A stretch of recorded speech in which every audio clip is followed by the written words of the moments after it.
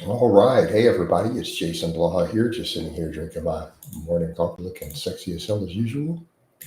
And yeah, thought we would. I messed that status up. I'm not awake. That's okay, though. Thought I would chat with you guys and gals. Let's see who all we get in here. Uh,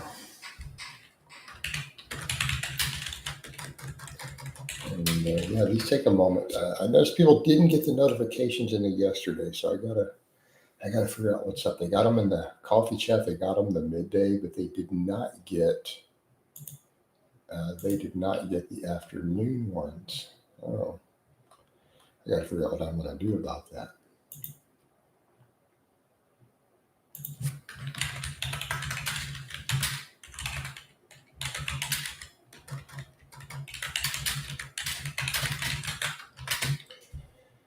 All right, figure out what we're going to do about that. I don't know. But definitely, I don't think this one's sending out too many alerts because we only have one viewer so far. But hopefully we got it. I guess we'll find out.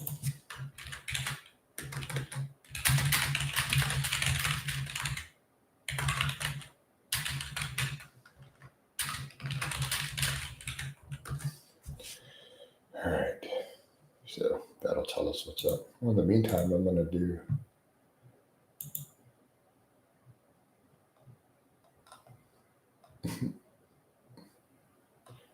Oh no, I should not have done a search for med balls. Now I'm going to get emails about it. Now we're going to get emails about it. Like, guys, they don't have anything useful. It's kind of this, see if they make heavier med balls. They're not really heavier med balls than what I have already. So that is not turning out to be useful at all.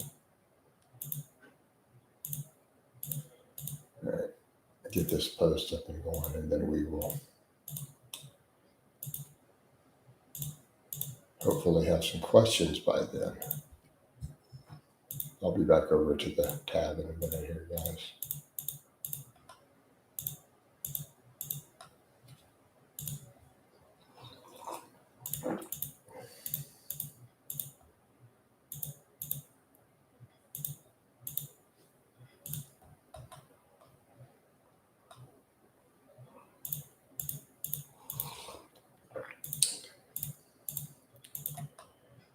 Just a minute here.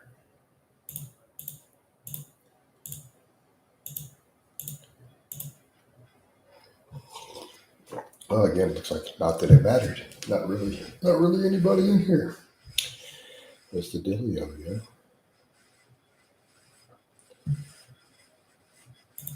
Wonder what the deal is there.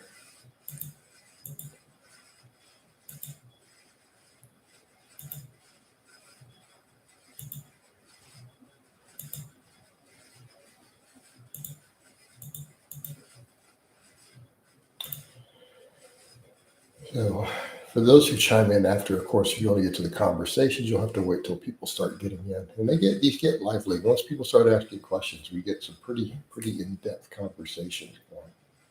Right? We get some very in depth conversations. But so far, this is definitely a slower coffee chat. We don't know if we're going to have 20 questions by this 4 minute mark, or sometimes it takes 15 minutes for anybody to get in. But we have our regular crew, they just don't always get the alerts. They don't know that we're up there on it. So in the meantime, I need to make some other posts.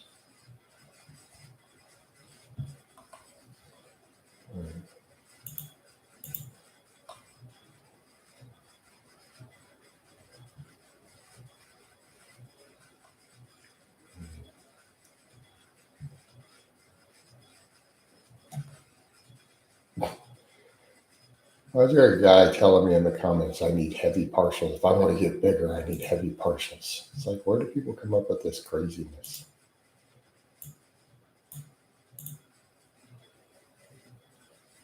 Right? Something that has been debunked in the lab and we know has never caused muscle growth. No one's ever believed that, to my knowledge. Quite strange.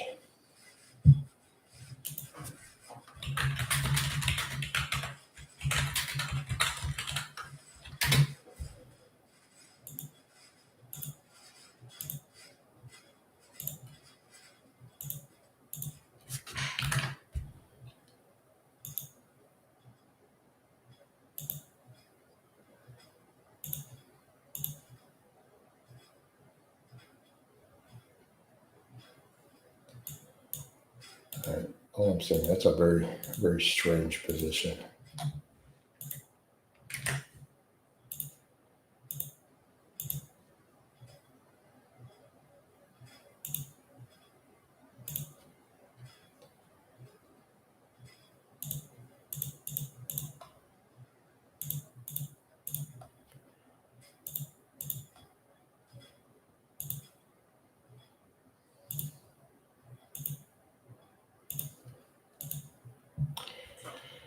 Okay.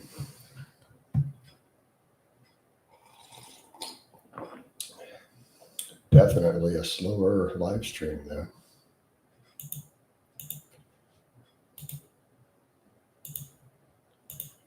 I need to turn my fan up. I don't like the fan because it started making noise over a year ago. But I need to turn the fan up. It feels hot in here. Yeah.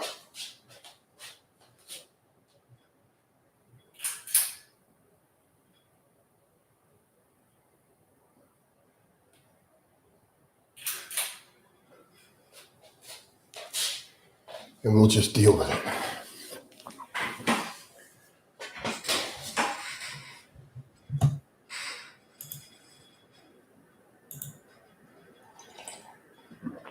Need some airflow in here.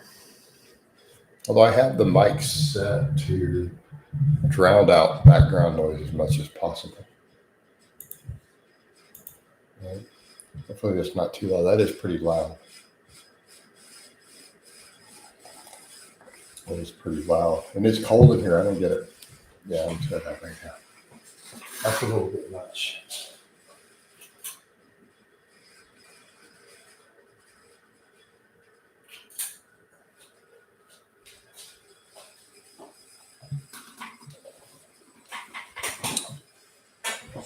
Strange, the AC's on. It's 67 outside. I don't know why it feels 80 degrees in the house this morning.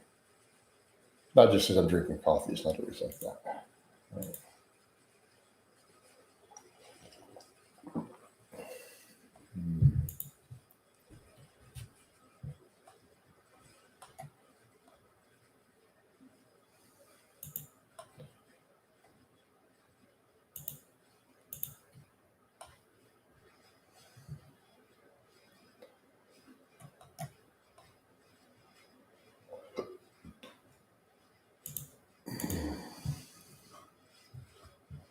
Well, I guess I'll just work on other things then. Until people get through and they're ready to start this chat, I'll just work on other projects.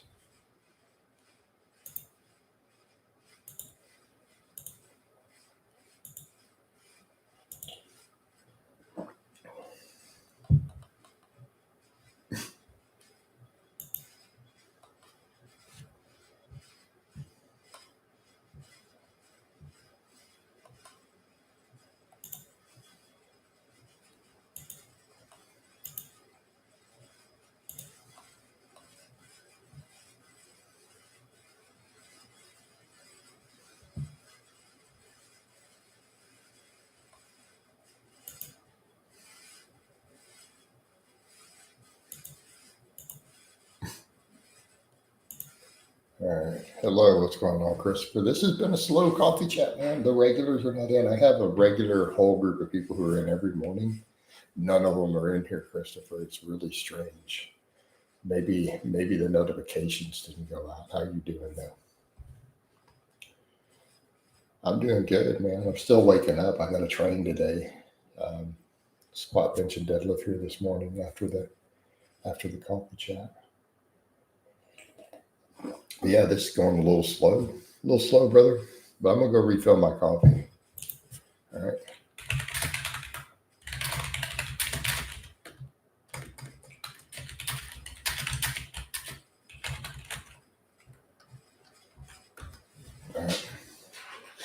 go refill my coffee.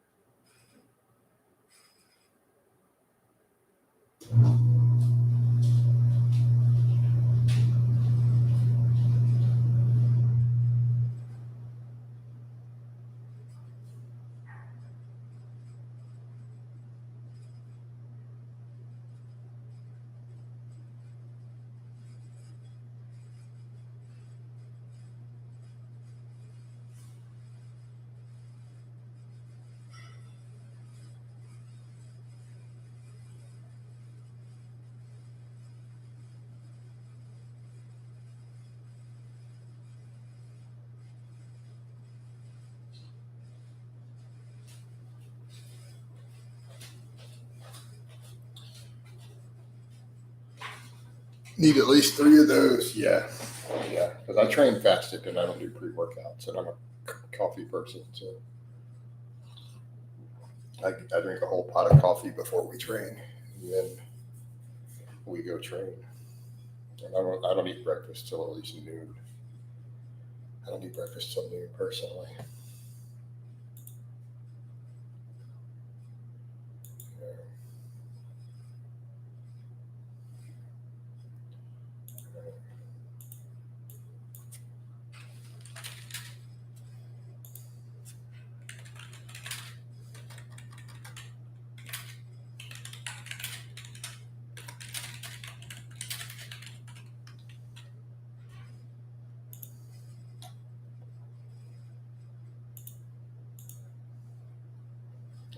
Well, it's not about the hungry. I choose to do. I do intermittent fasting. I've been doing it for years.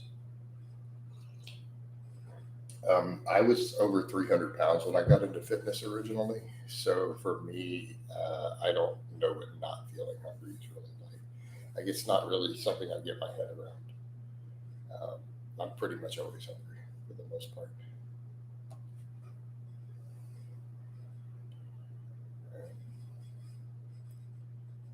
So there's a reason I fast and I eat an exclusively clean diet. I eat zero junk food. It's been 11 months since my last cheat day.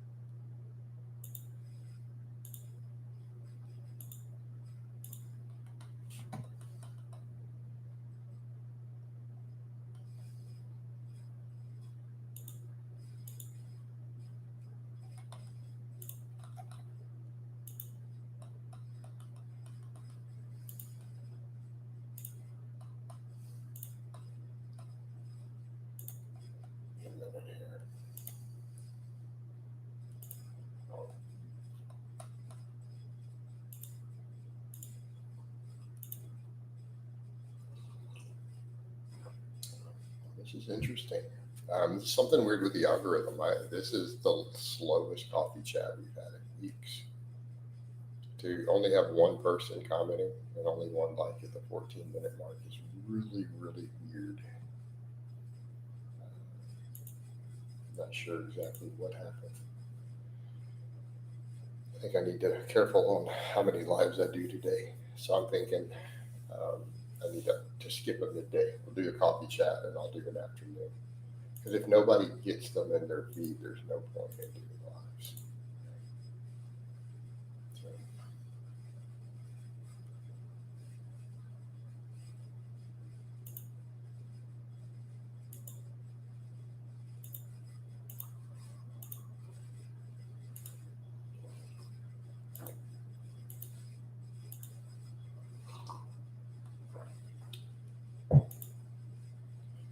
yeah, a little bit weird.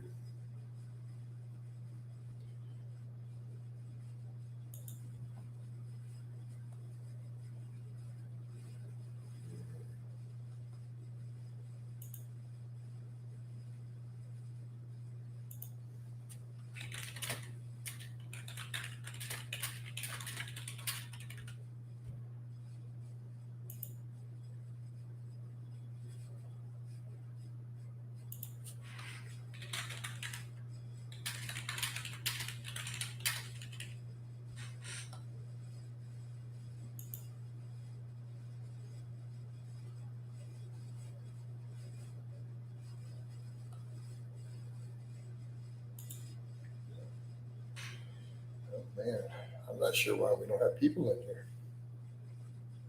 Very weird.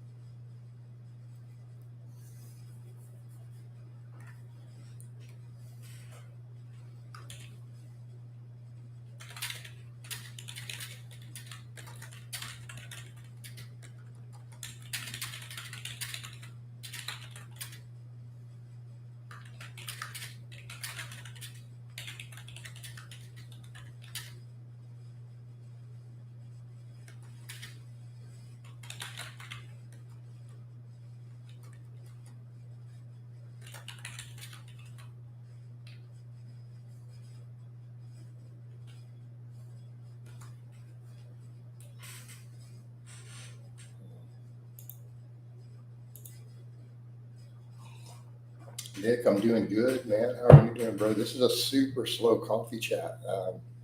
It's almost wigging me out. There's only 6 people and 1 like and 2 people commented. That's so weird. So the reason that's weird, these coffee chats tend to be pretty popular. Like I have about 10 people who come through almost every single day, right? Like every day. Like even if they come through just to drop their like and to say good morning and have to head out, like 10 to 12 people. Not one of the regulars has been in here. It's really weird. And when I say every day, I do mean it. Like they're through every day. They're like, I came through just to say good morning, ask one question, and get out. Or they stop and they chat for an hour straight. And they all interact. They all know each other at this point. It's kind of strange. I don't know, man.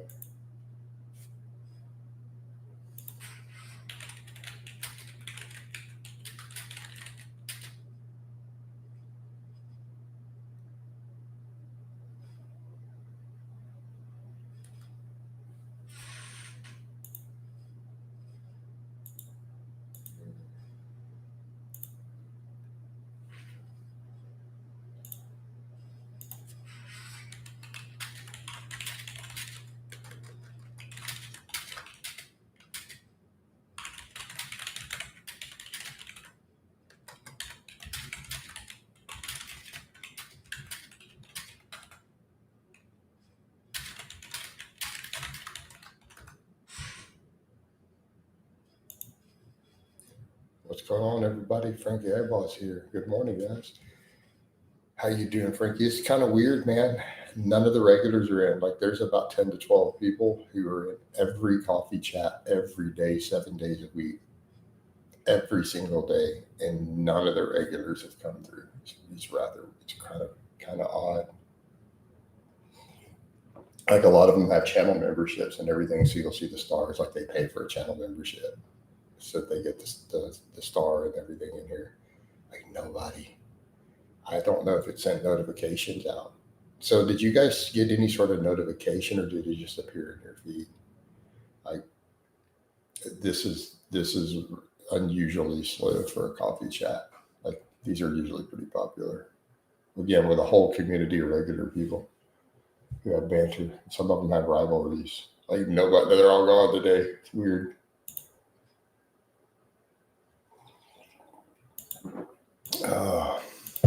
But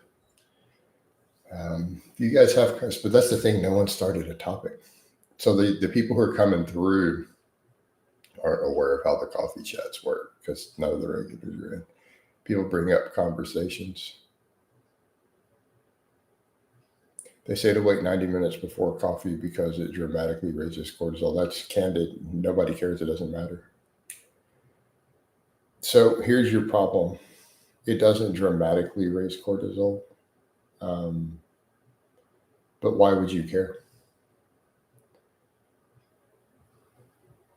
Why would cortisol be a bad thing in the morning?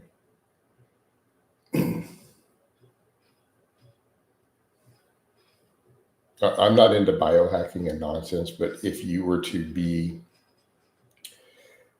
into that stuff, let's say you wanted to lose body fat, why wouldn't you want cortisol elevated before breakfast?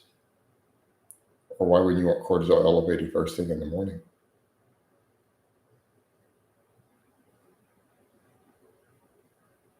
No, Candle, I have a medical condition related to it, and I don't have high cortisol anymore. Like, I'm good. You misunderstood my complete medical diagnosis. I have an autoimmune issue that I regulate with lifestyle and with testosterone. Yes, cortisol burns through body fat. Basic biology, my friend. Stop listening to these clowns who try to sell cortisol causes belly fat sore. No, it actually doesn't. It facilitates fat liberation. So I can tell you something. If you don't want your cortisol to spike extremely high, I can tell you one activity you need to completely avoid. Are you ready? Do not lift weights. Do not work out. No intense exercise. That is one of the most highest cortisol things you can possibly do biologically. Any form of intense exercise causes an extremely high spike in cortisol. So if you're terrified of cortisol, do not work out. No lifting weights, no high intensity cardio, never sprint, never run. Everything you do needs to be slow, light. Don't touch a weight. Nothing more than a brisk walk at the most. What lowers cortisol? Insulin, testosterone. So any of those. But there's my point, Kendall. Why are you trying to lower cortisol?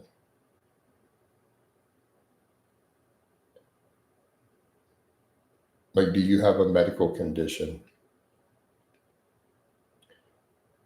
to where this is a problem? Like, why are you actually worried about it?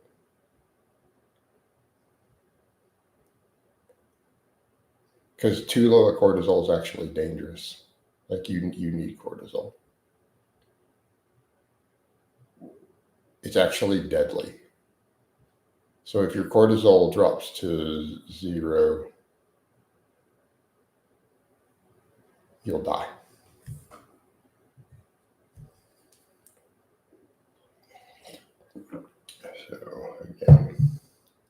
So yeah, you got to avoid biohackers, Kendall. I've repeatedly said biohackers. I think it's some form of OCD. Anyone who gets involved in biohacking, I feel like it's a mental illness, right? It's some sort of OCD related disorder. I'm convinced the people who get involved in it. Because to me, what a biohacker means is a person who the people who use the term, they all find individual biological mechanics in the body or pathways, and they obsess over them in spite of evidence that it's not useful to do so. Right? To me, that's like the textbook definition of a biohacker, because I've never seen an exception. Right? Biohackers are essentially people who micromanage individual biological pathways to the point of obsession, even when repeated research shows that there's no benefit to human beings to even worry about that pathway. like what they think it does in an individual isolated setting doesn't occur to a larger extent of the human body. And sometimes it'll be things that do the opposite, yet they'll continue to obsess and they'll write 10 pages with the biology and biochemistry behind it, in spite of all the evidence that shows. And they're obsessive over it. So I've noticed this as a group. And none of their stuff is ever useful. Like it's all stuff that when you look at it, meta-analysis and stuff, it finds that there's no benefit at all. And in some cases, detriment. Right? So these people should be largely ignored. Right?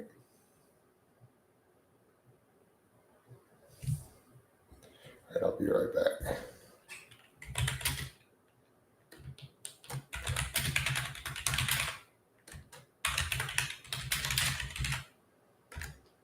I'll be right back, guys.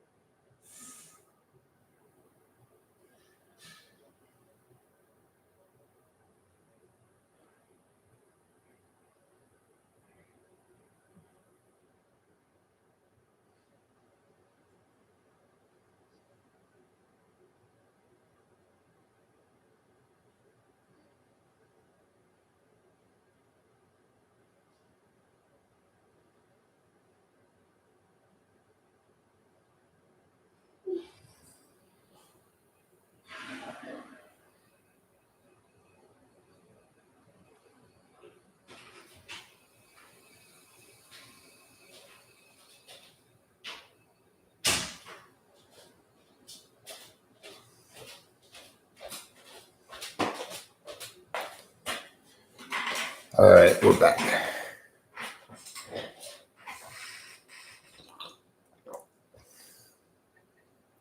Yeah, Kendall, you took what I said out of context with the cortisol.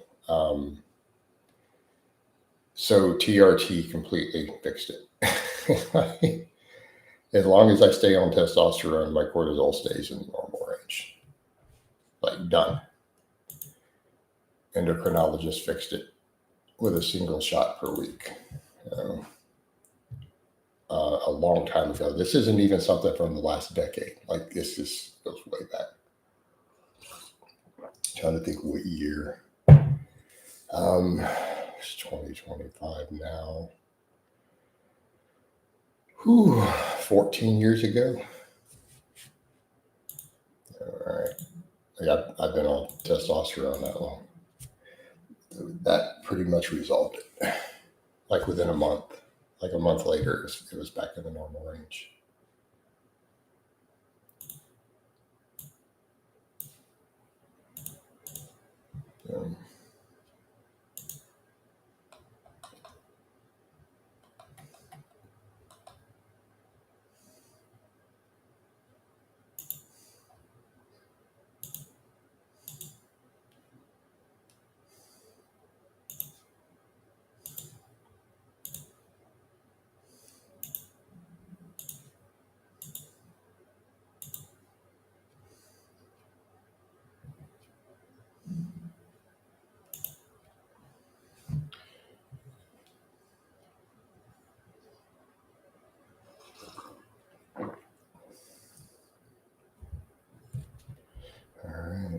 Well, I'm just going to chill then so if we don't have anyone else.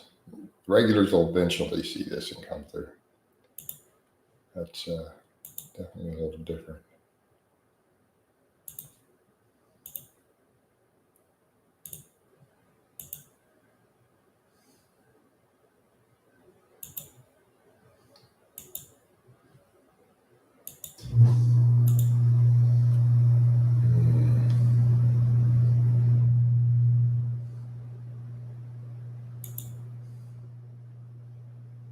The shorts got good views yesterday.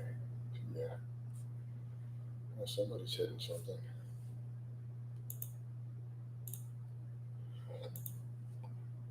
Mm, guess we will chill and wait.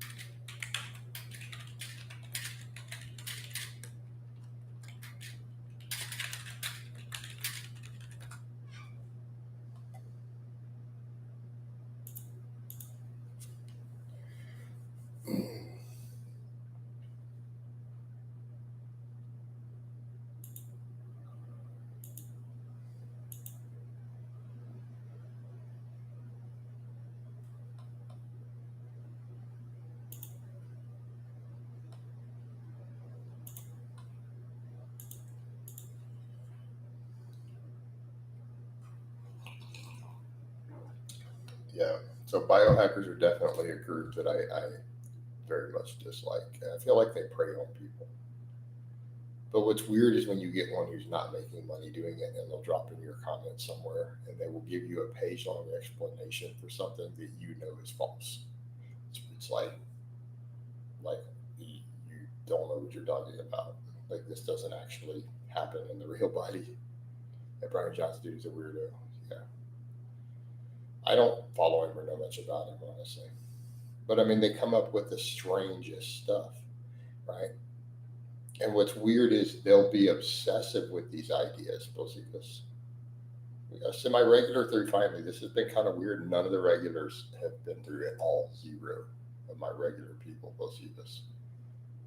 My everyday 7 day a week coffee chat crowd has not been through. But examples. Anyone with common sense should know that cold plunges look kind of silly. And common sense, basic biology, we know they should blunt muscle growth. I said this 5 years before the first studies. All right. Then you have a meta-analysis that comes out saying they don't do anything for immune system. You have another one that comes out showing that it hurts muscle growth, which is what we know it would do, right? Like that we didn't need a study to tell us that, but we got several studies to tell us that. So saying that the cold plunges, like everyone who knows biology and anything about sports science knew already. We already knew they would blunt muscle growth. But it's like saying, hey, we did a study that shows that if you cut your foot off with an axe, it hurts. Yeah, well, hey, we're glad we got that study. But anyone who knows biology knows that the axe through the bone and through the skin is going to hurt, right? Because we know how nerves work. So the cold plunge is we didn't need studies for that, but hey, great, we have them. But then all these biohackers push them. All right. And some of them with actual degrees. They'll push things and then it's like, but 17 studies say it doesn't happen. But they're like, but they have this pathway in the body. It's like, yeah, but it doesn't actually happen. When it's measured in real human beings, that effect doesn't occur.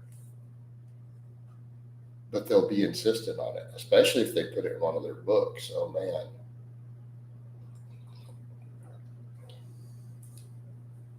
So they're essentially either scam artists or they're crazy.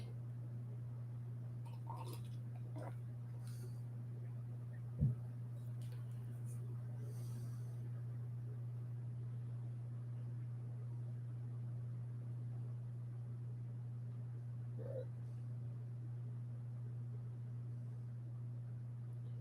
But the internet has facilitated a lot of that.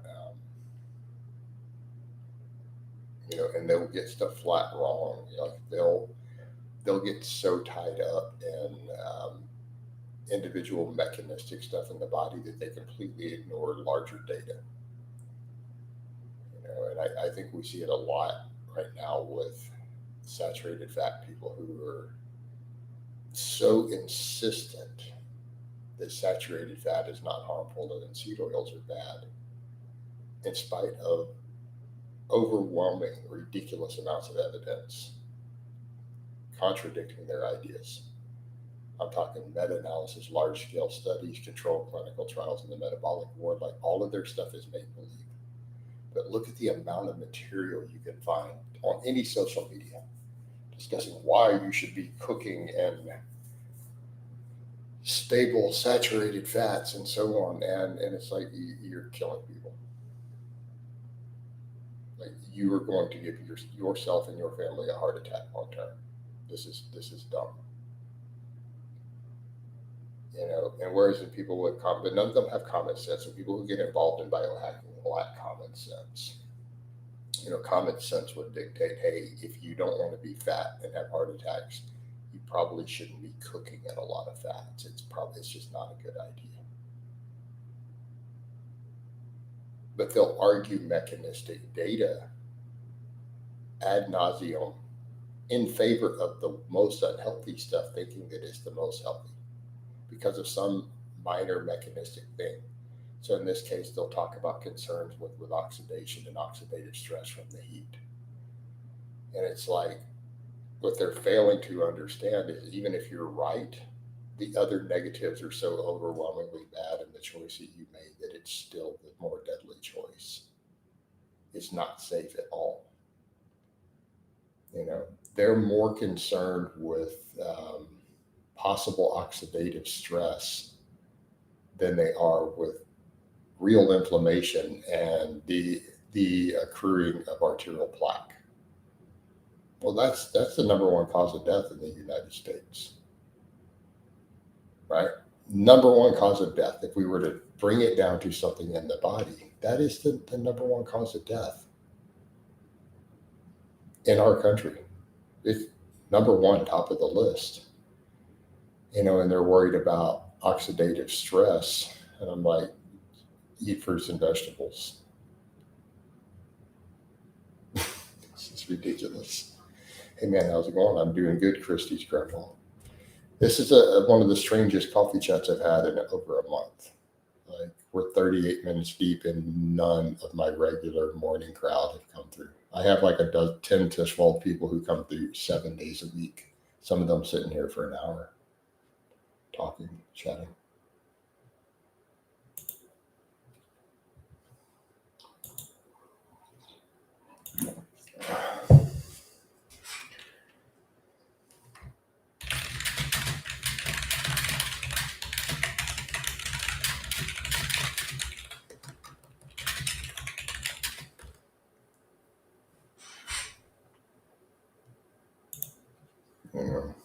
Really strange. But I'm doing good. How are you doing, Christy's grandma?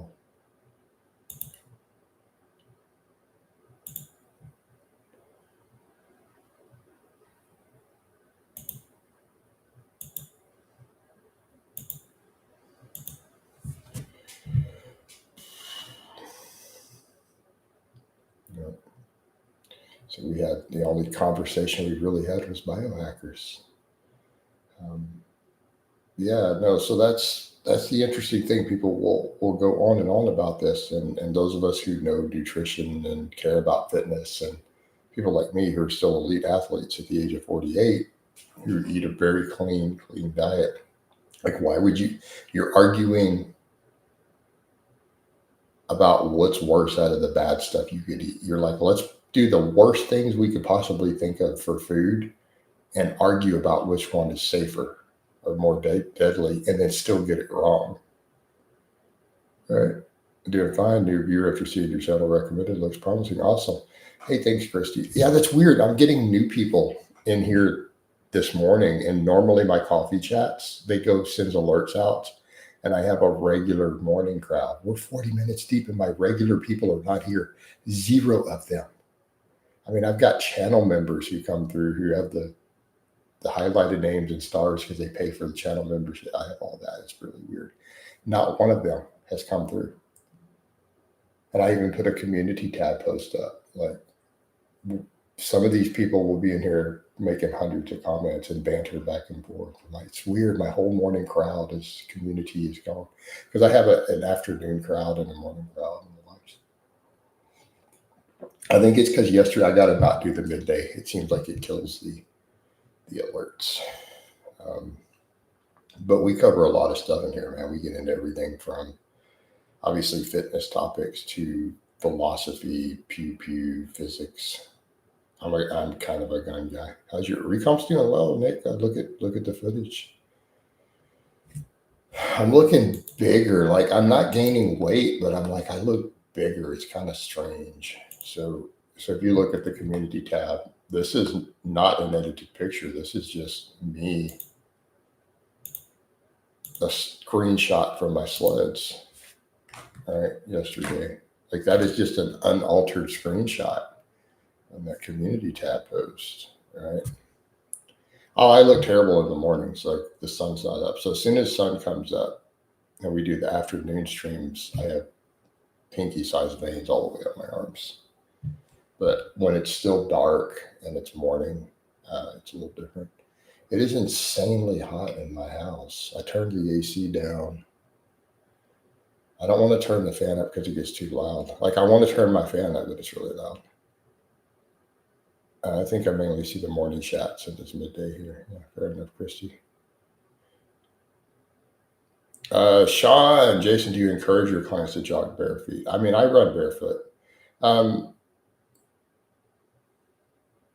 Sean, are you asking, do I actively tell them to do this, or if I have clients who want to take up barefoot running, do we discuss it? So the answer is no. I have never once tell my clients out of nowhere, hey, you should take up barefoot running like I do. I can say I have not done that even once. So the answer is no to your question. If they inquire to me, hey, coach, I know you do barefoot running. That's a different conversation. But I started with the barefoot again. I didn't run for 20 years and took running back up barefoot. If you've been running with shoes, it's a hell of a transition. I mean, if they jog, would you suggest? Sean, please word. I feel like I answered your question. You're asking me, do I bring it up and encourage it? No, I've never brought it up or encouraged it ever to a client at any point. Not even once. If the client asks me, because they all know that I run barefoot, they know I do my sled work barefoot, they know I squat and deadlift barefoot, right? So if they ask me, I'm more than happy.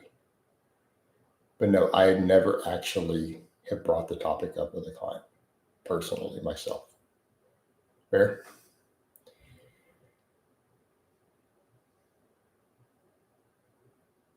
Keep in mind, I just because I do something doesn't mean that I expect all my clients to do something. The reason I make fun of the live stream is I make fun of people who have a problem with me running barefoot. I call them little whiny pussies. All right. Because their little feeties are too delicate for me to run barefoot without them crying about it. Well, that sounds like a them problem. The reason I wouldn't barefoot jog is I don't want bacteria to accumulate on my feet. Okay, Sean, so that's a biology fail. Think that through for a moment. Go to at least high. I'm going to assume you at least took biology in high school, right? So you don't want to jog barefoot because you don't want bacteria to accumulate on your feet. You have it reversed. You should never wear shoes. So you should be barefoot your whole life. If you don't want barefoot to accumulate, if you don't want bacteria to accumulate on your feet, if this is a real phobia you have, you need to get rid of all your socks and shoes permanently. You should never wear shoes. Definitely don't wear socks.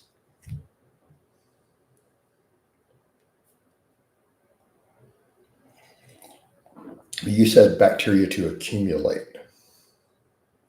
So you need to get rid of all your socks and shoes permanently. You don't need to ever wear them if you don't want bacteria growing and accumulating on your feet.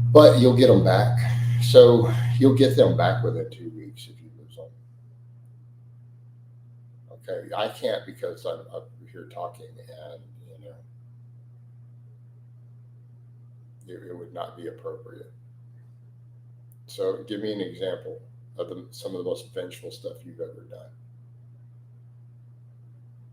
and it better be extreme.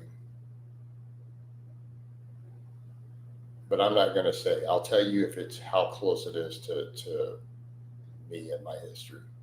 This is something I pray about. By the way, it's something I had to pray about a lot because I know it's a personality problem for me. But yeah, born, I don't know. So I'm gonna get some coffee, Sean. You tell me what examples of vengeful. It better involve 10-year long detailed plots for revenge. Minimum. Bare minimum.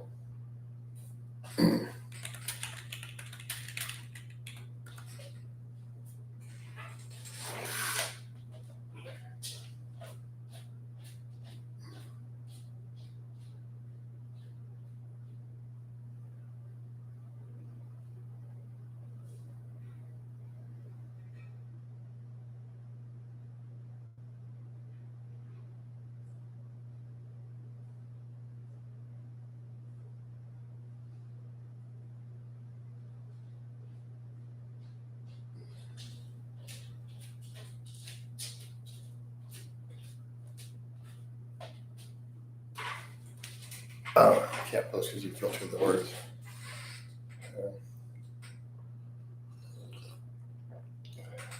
Well, morning, coach. What's up, Calvin? So try not to use certain words. Certain words are filtered.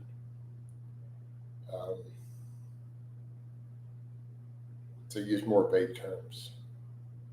It's all good.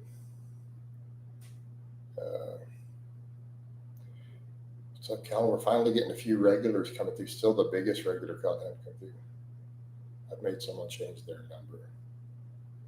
That's it. So you've heard phone harass someone. Okay.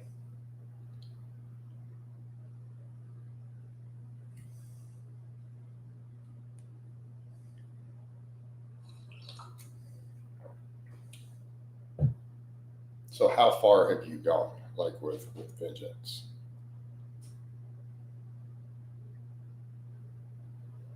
Like let's get a scale of vengeance. And kind of tell me how far on the scale, because we could go all the way down to the most extreme end of vengeance. Would be one time someone said, "What did I say? He got a party after I called his office, and after I called his brother's office, who was a politician." All right, that mean he didn't have a party. Okay, 6 out of 10 are not that way anymore. Okay, so he lied to you and didn't have a party. Okay.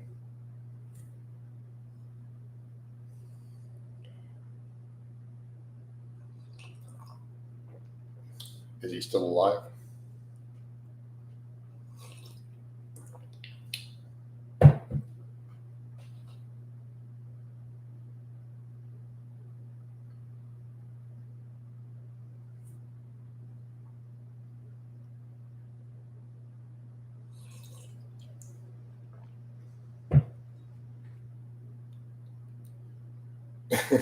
Who has the time, right? Wants to install the bully's $300 calculator in his PlayStation controller. Okay. So we'll put you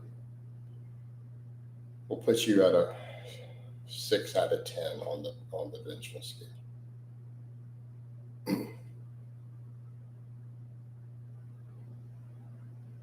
All right. You stole a $300. Yeah. That's pretty low level of vengeance. Okay. But bully has bullied, let's go to the most extremes, right, that you could possibly get to. A bullying called his family landline at 3 a.m. and looked them up. Okay. Keep in mind, vengeance doesn't mean strangers, people you've never met. We're not talking about stalkers. So someone who has wronged you, who's truly wronged you. All right. That's the most extreme stuff you've done. To be eating pies and there you go, Callum. I don't think that's insanely vengeful. Yeah.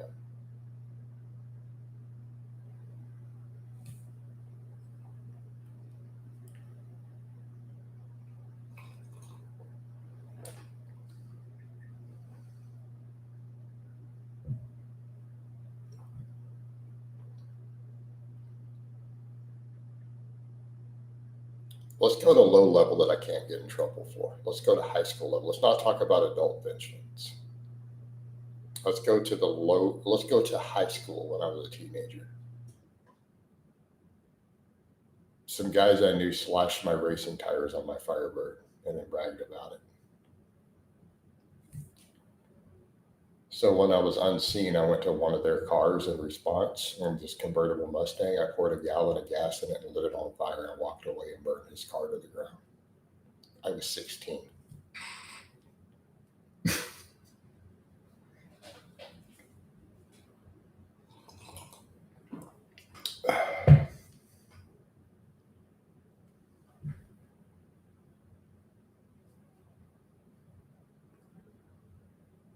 Slashed my $300 tire.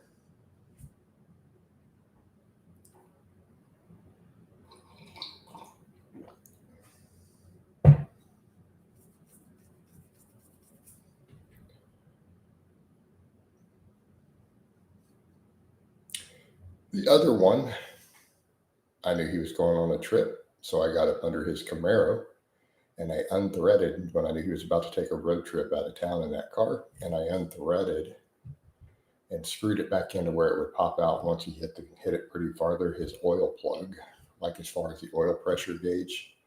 And so he was running down the freeway and it blew out and it ended up destroying his engine.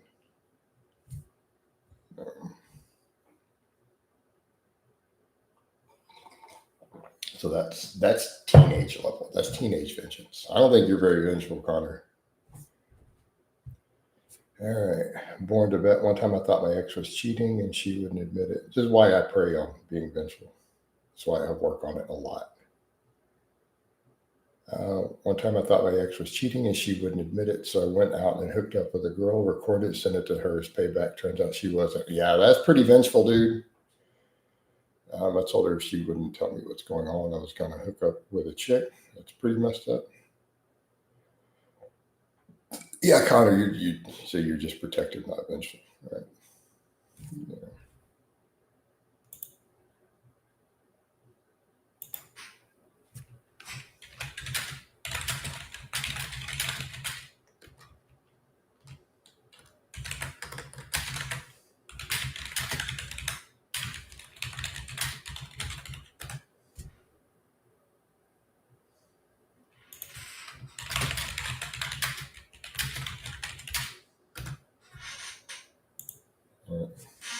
Yeah. Yeah, Sean.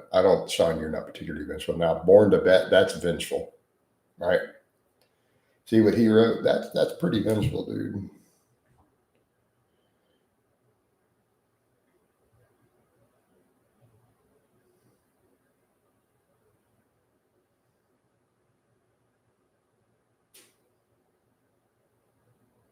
That's pretty vengeful.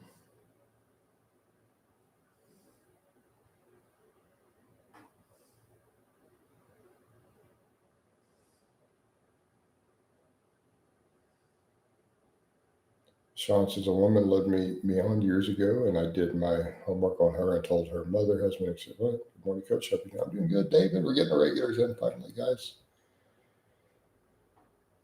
We're doing good.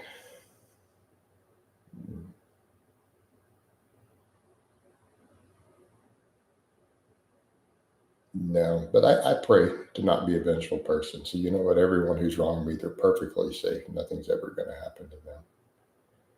All right.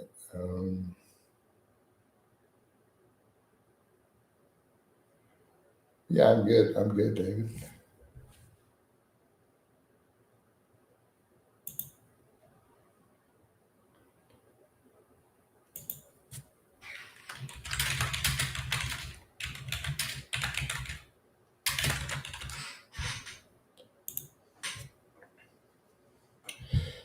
Yeah, coach is good, man. Hold on, I gotta get some other posts up. I'm in the office, will be listening, but not okay. Cool. Well, at least we're getting conversations. This stream took forever to start picking up. I don't know what happened, guys. The first 30 minutes to 45 minutes, we didn't get a single regular, not one. It was very, very odd.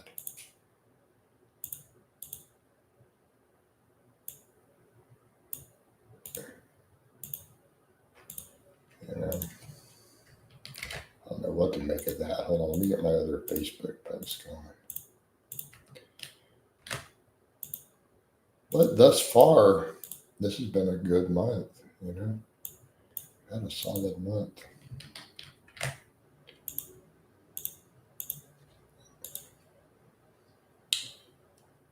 I only have one other thing I really would love to happen this month for business to put me where I'm happy with the coaching.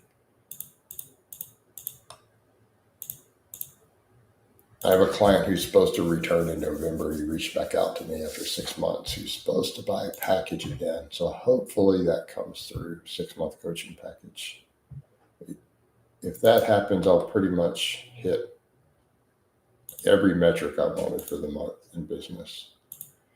Let me get this Gen X.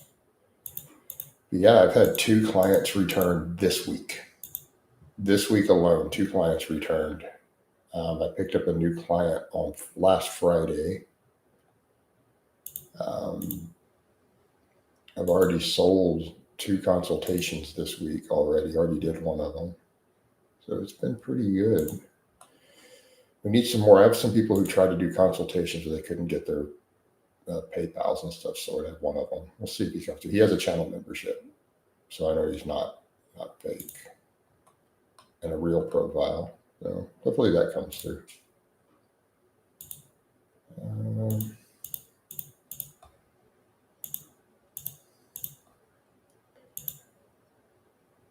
Hold on, let me get all these. I'm trying to get a Facebook post done.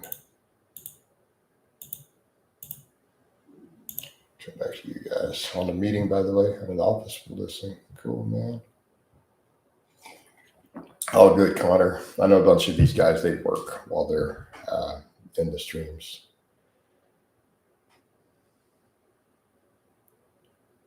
So, Sean, a woman led you on, but she had a husband? What do you mean she led you on? So, Sean, here's what I'm going to ask you, dude. Why are you messing around with a married woman?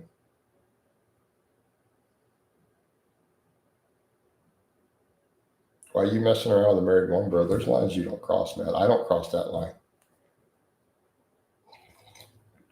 When I'm single, dude, I do not. Oh, you have no idea. So, or else you wouldn't have engaged. Now, fair enough. Okay, fair. Because I'm sitting here thinking, what? You're knowingly.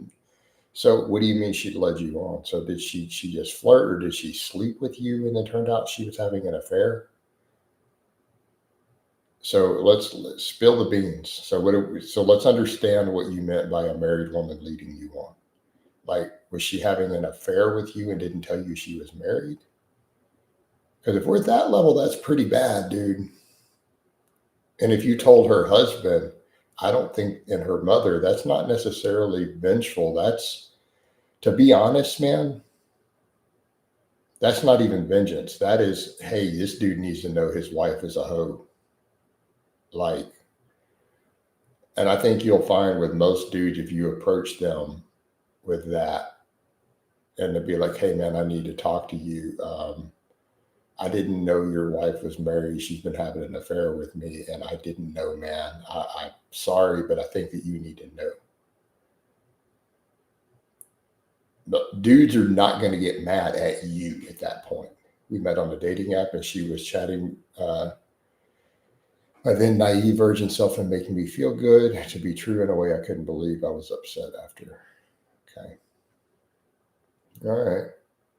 But she was on a dating app flirting with a dude as a married woman. All right.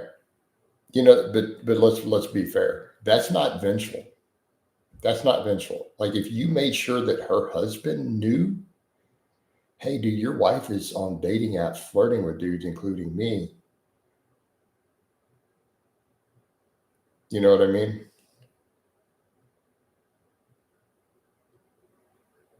Yeah, but if she, yeah, you got to watch that stuff. Well, that's different music, but but still.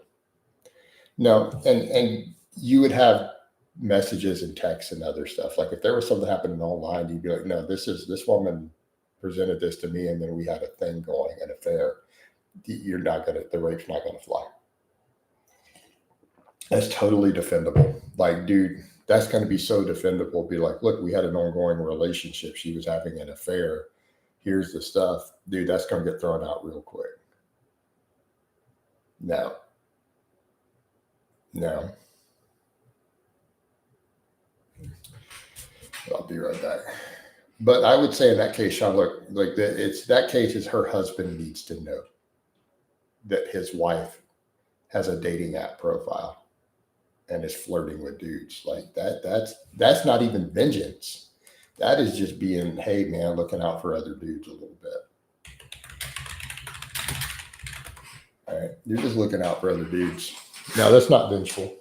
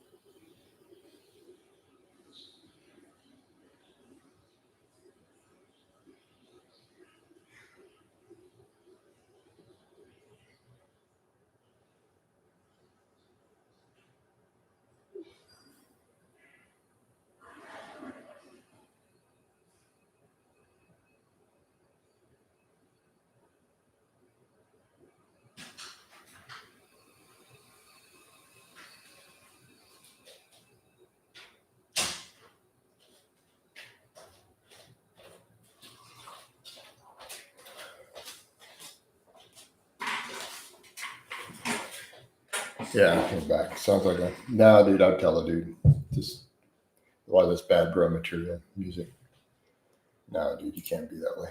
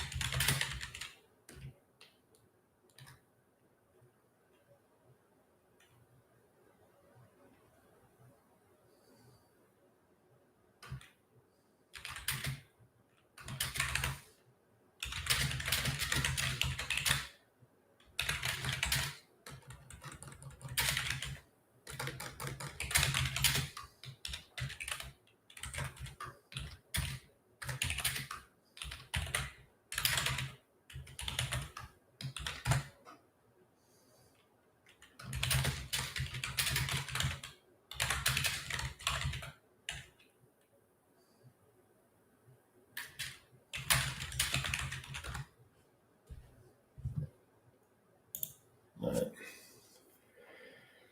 All right, back to the coffee chat. Hey, Jason, the married woman's name was Ella. Can you encourage her to be faithful to her husband?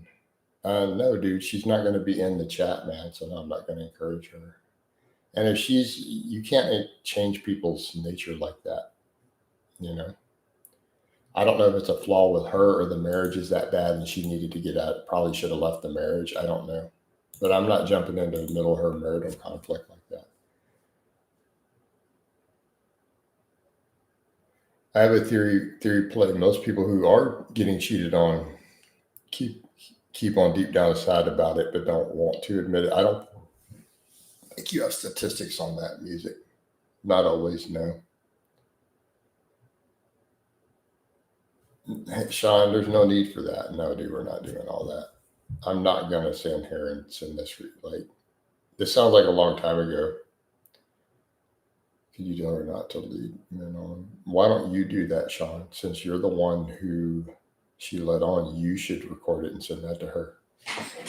I'm not getting this. Is honestly, Sean, this is very weird. No, I'm not doing that. That's very, very weird. Mm.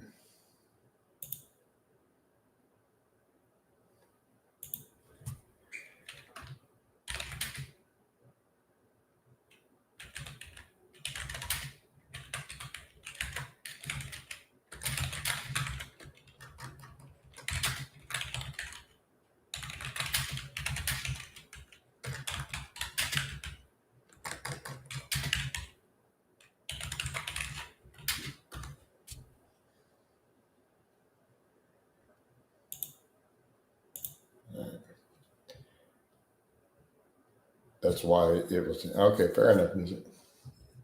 Fair enough. But I think definitely going to be some people you'd be right on music, and others, lots of people have no idea. Others know. Others don't care. That's why they are so busy with whatever they have going on, or relationships where both people are cheating. That's just really bad marriages. You see some of that too. No, that's crazy. Yeah.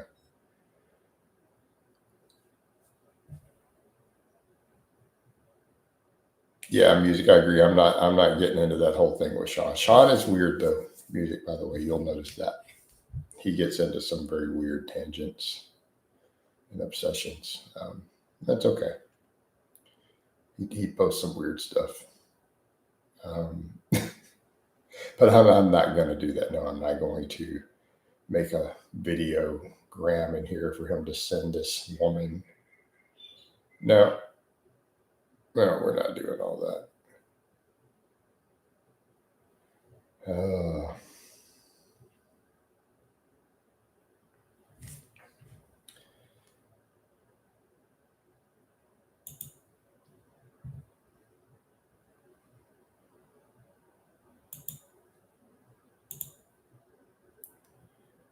man.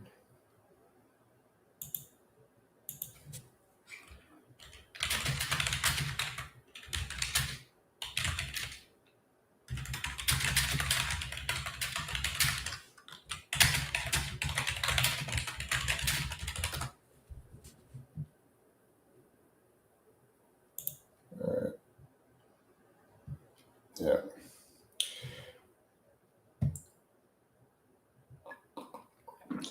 All right. So, but yeah, music. I mean, I think we see the cases too. I think the most messed up ones are when you see cases of, um, when both people are having affairs at the same time. That's really messed up. And you talk about your marriage has gone absurdly wrong at that point. Like, man, but we've all seen it. We've all seen it. But I've seen some interesting dynamics with that before. Like I saw a case where, you know, there are no food stamps. I wouldn't know, dude. I thought they did something with that already. I don't know.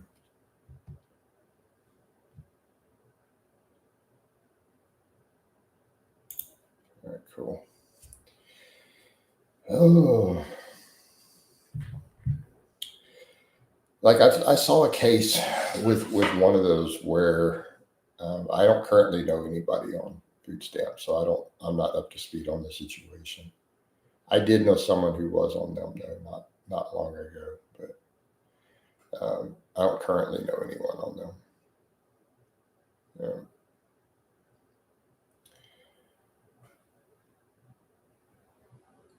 I saw an interesting one though. I saw a really interesting um, case where, and I wasn't friends with this guy.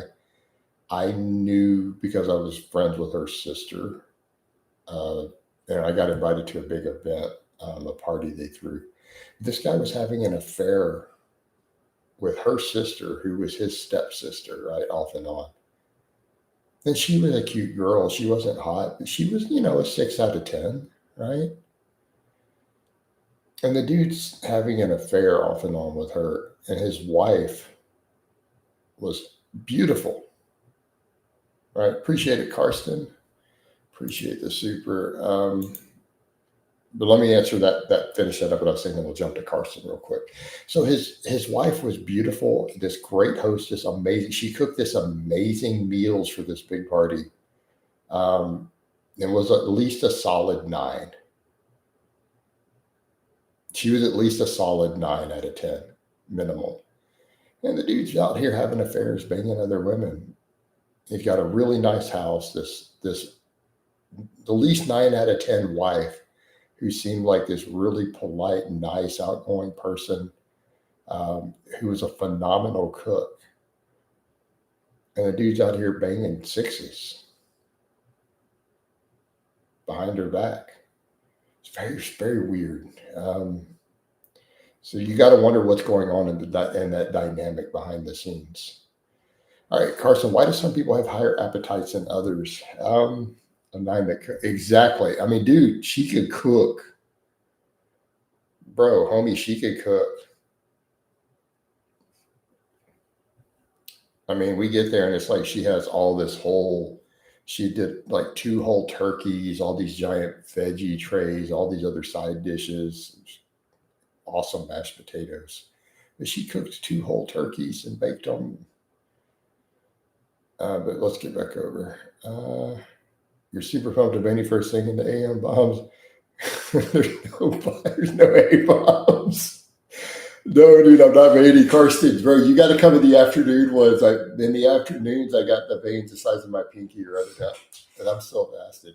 So let's talk about appetite. So there's a couple things to think about with appetite here.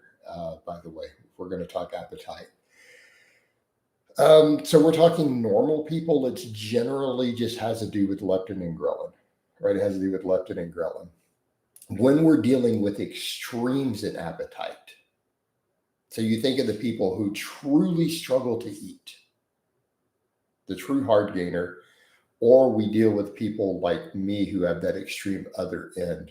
There's generally going to be on the extreme appetite end, it has to do with people who are predisposed to dopamine issues as a result of addiction. Like, so we produce dopamine and have a different association with it, and we're prone to addiction. It's a genetic trait. So when that's combined with trauma, we start getting very weird dopamine responses, drug-like effect to foods. So we'll binge eat, particularly when there's trauma related to food around it. Right? It becomes just like a drug addict. So it's a very similar dopamine response to when we're dealing with drug addicts. Okay. I fall into that category. So that's why I eat only clean food. I don't eat junk food. I fast in the mornings. Otherwise, I would be 300 pounds. Me personally, I'll eat the whole pizza. I'll eat the whole gallon of ice cream. So I'll have a dopamine response very similar to a drug addict, but I've also had drinking issues in the past and so on. That's why I'm sober. Right. So there's a reason those things happen, and it has to do with our nature with dopamine. Right. You also have people on the other extremes, particularly some things I've noticed, history of even prescription amphetamine use, any sort of, anyone who's been a former drug addict of certain types of certain drugs that affect those same systems have no appetite. So I've noticed a lot of people who've been prescribed meds for ADHD who say they've been prescribed Adderall for long periods of time in the past. Anyone who's been a narcotics addict, and I'm saying this as a coach when I've dealt with a lot of these people. These are people who oftentimes struggle with no appetite even later in life. So there's this permanent impact on their dopamine response to food. So when we deal with the extremes, that top 10 and bottom 10% in terms of appetite, it's generally dopamine related, or it's going to be a situation to where it's a malfunction of dopamine. and their dopamine response on the two extremes. Now, most people in the middle, though, it's going to have to do with leptin, ghrelin, the amount of muscle they have, set points. So let's say someone who's struggling with appetite, who's gained a lot of muscle from training, but they had normally had a normal appetite, but they're eating a huge amount of calories. Okay, there can come a point where their appetite is going to be, their leptin and ghrelin is going to respond in such a way their body, like, we just don't need this much food, right? Particularly if you're at a point where you're still eating, 3,000 plus calories. You may run into periods of time where your appetite is so blunted that you don't want to eat as a lifter. Okay. And we'll see the same thing with people getting hungry who've lost weight. So a lot of times it has to do with gaining and losing weight itself can create a situation to where your appetite goes up or gets blunted. So someone who's gained a significant amount of weight who doesn't have any dopamine malfunctions may find their appetite starts getting blunted because their body's saying, this is, we don't need this much food. And it starts blunting it if you don't have a malfunction on the dopamine in any way. And by that same token, someone who's lost significant amounts of weight, they'll start seeing their brain chemistry, leptin and ghrelin responses adjusting to compensate because they've lost a significant amount of weight, and their brain is like, we don't want you to starve, let's make you hungrier. So this is what we're dealing with in the mid-range with the appetite. It's just leptin and ghrelin, but at the most extremes, it's absolutely going to be dopamine related, and this is going to have to do with your pleasure and addiction cycle, right? And sometimes those are pretty permanent, right? They're fairly permanent changes.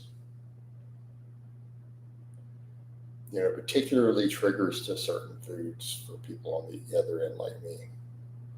Yeah. So hopefully that gives a more detailed explanation, Karsten. Yeah. Connor is back. What's up, Connor?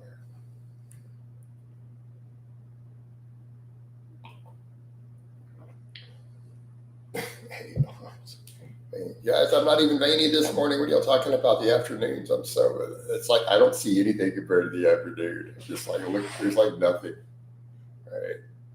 There's like nothing there compared to normal in the afternoon. Wait till the afternoon chat. I'll get all carved up, and I'll have the pinky sized veins again. I'm gonna have a good work. I feel like I'll have a good workout this morning now. I'm gonna have a good workout. I'm gonna do some squats and I'm gonna do some dips and chins today.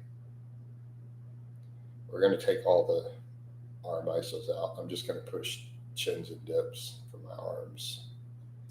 And the only thing I'm going to isolate is going to be my side delt. So my salmon said microwavable on the pack and it exploded. Never trust in that pack again. Oh my God. Microwavable salmon. Yeah, that does. I can see that going wrong. How'd that microwave smell? How do you know about this and what type of advanced imaging was used for what are we talking about? Music. My microwave still stinks. I'm not talking about one study music. The whole issue with appetite and appetite malfunction is an entire science. This is not just one study. This is doctors and psychologists and experts studying brain chemistry and hormone responses to understand this. Like that's an entire field of study, by the way. Right. So if you want more in-depth detailed music, you should probably go look for maybe a website or a doctor who's a PhD in that area who studies appetite, and they could give you a lot more details. Right. I happen to stay up on it because I am a coach and I have a history of binge eating. So I care about it on the psychology end and the biochemistry end.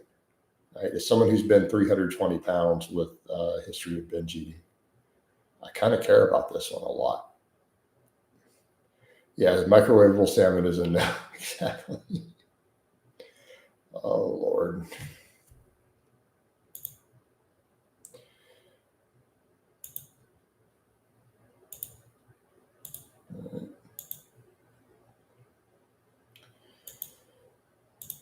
Man.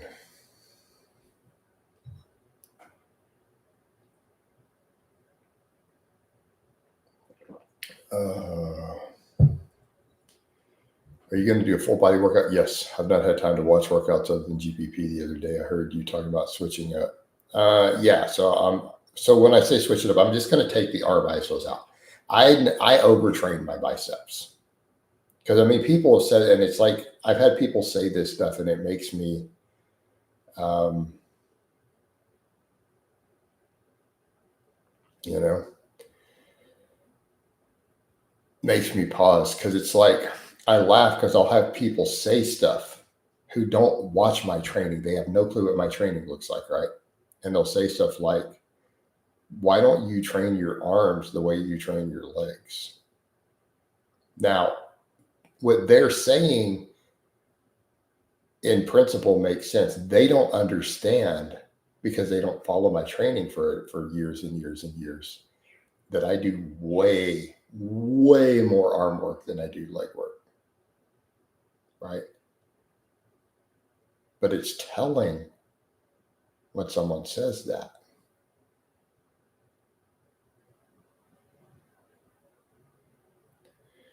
Um, you know, it's telling that people say that.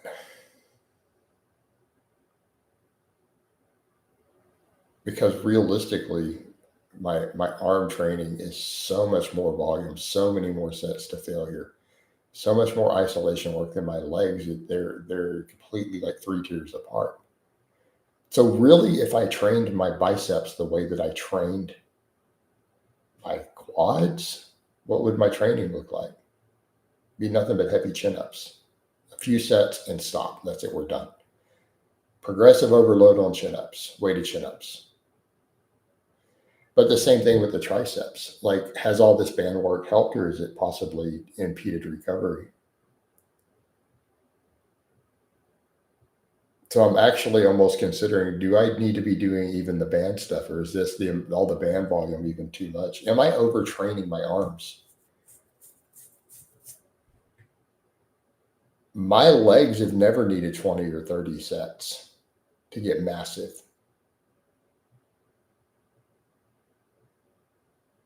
Right? They've never needed that, ever. Neither has my lats. I mean, what do I do for lats? About 6, 7 sets a week. If we don't count deadlifts as quads, I generally do about 3 sets for quads plus sled work. And look at my legs. I focus on mechanical tension. We just get really strong at those things and then do the sled work. The sled work makes my legs grow. So what if I applied the same thing to the biceps? What if I just did really focused on chin-ups? Just got really strong at them with moderate volume and stopped overtraining my arms? Would they start growing? I mean, it's just an easy experiment. So what if I trained my biceps the same way I train my quads?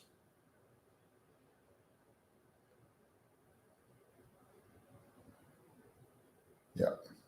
I don't train my legs to failure. Very rarely. I have phases where I do, but really, you know.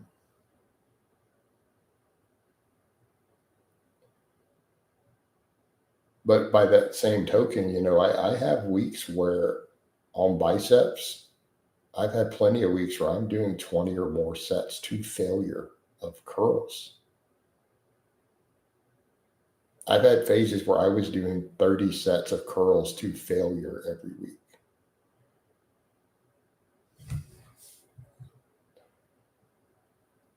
But I mean, and then we look back, my arms were probably bigger a few years back when I did no arm isolation.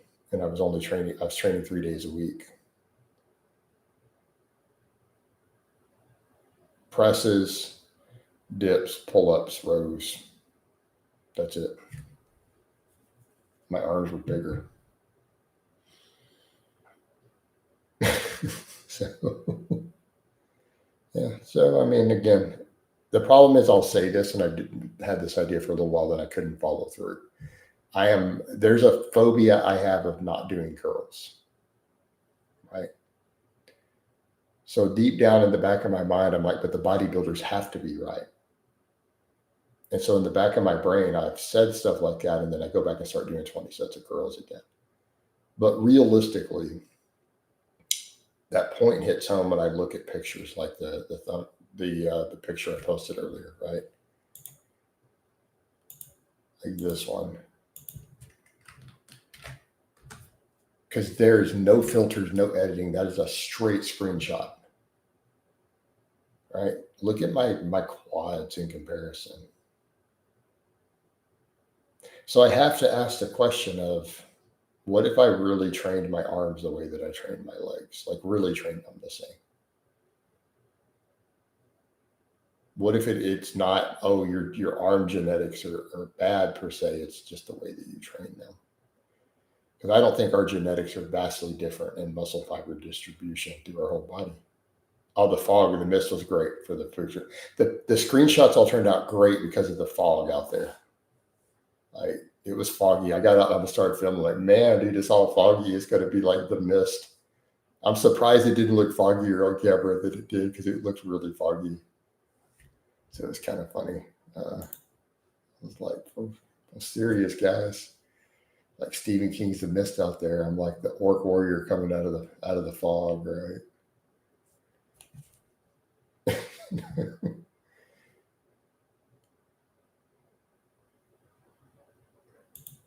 Yeah.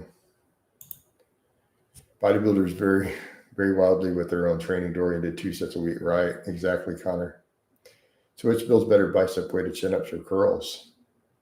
Hey, Kenshiro. Bro, you're asking a question that mofos will be debating till the end of time. Do you have a backyard? Yes. I don't feel like hanging out in my backyard. I don't even go in my own backyard.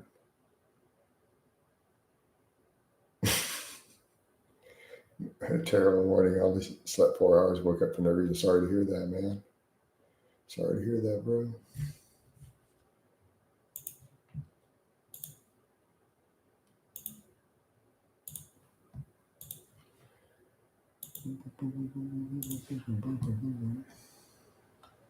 There's one of my joke posts for the morning that I put in 30 groups, and it's Hello Kitty should have been a brand of condoms. There we go. That joke posted in 30 groups will make money. This is their way. If I want kids, I don't. Sean, I'm not going to answer that one, dude. Because then that's going to involve genetic testing and abortions. Yeah, you're not ready for kids. Yeah, if you're making a statement like that, you're not ready for kids. Nothing built my back like weighted chins ups, though, right? Dude, weighted pull-ups. Weighted pull-ups really made my back crazy wide, right? Weighted pull-ups all day long. Yeah, that's some huge. I agree, man. Like, so, Sean, essentially, if you're telling me is there a way to ensure I only have sons and no daughters, well, you're asking me to endorse possible multiple abortions with your wife. Well, let's be fair, dude. I don't think your wife is whoever you marry to have kids with may not be on board with that when you tell her, hey, baby, if you get pregnant with a girl, we're going to abort it and try again.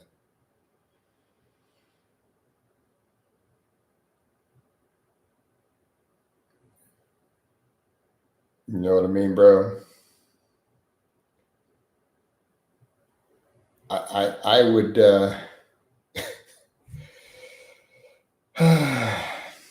That's going to be an interesting dating profile that you write. Like we're getting into some dark stuff at that point, man. Because that's when you say that, that's basically the only way you're going to be able to do that. No, you can't control that outside of that. So essentially, what you are doing, the only practical way to do that, we're getting into some dark stuff, man. Right? We're getting into some dark stuff. Because the only way you can achieve that is for you to basically, get a gene test on the fetus. And if it's a girl, you terminate the pregnancy and try again. Like, homie, unless you're going to do an in vitro situation, So that would be your other option. So why though? You know, yeah, you're not ready for kids. I agree, or the others, man. You're not ready to have kids at all. Kenshiro, I was watching your live about Ian McCarthy getting arrested. I haven't heard that name, right? Man, I guess we'll see what happens with all that. But, yeah, dude. Um,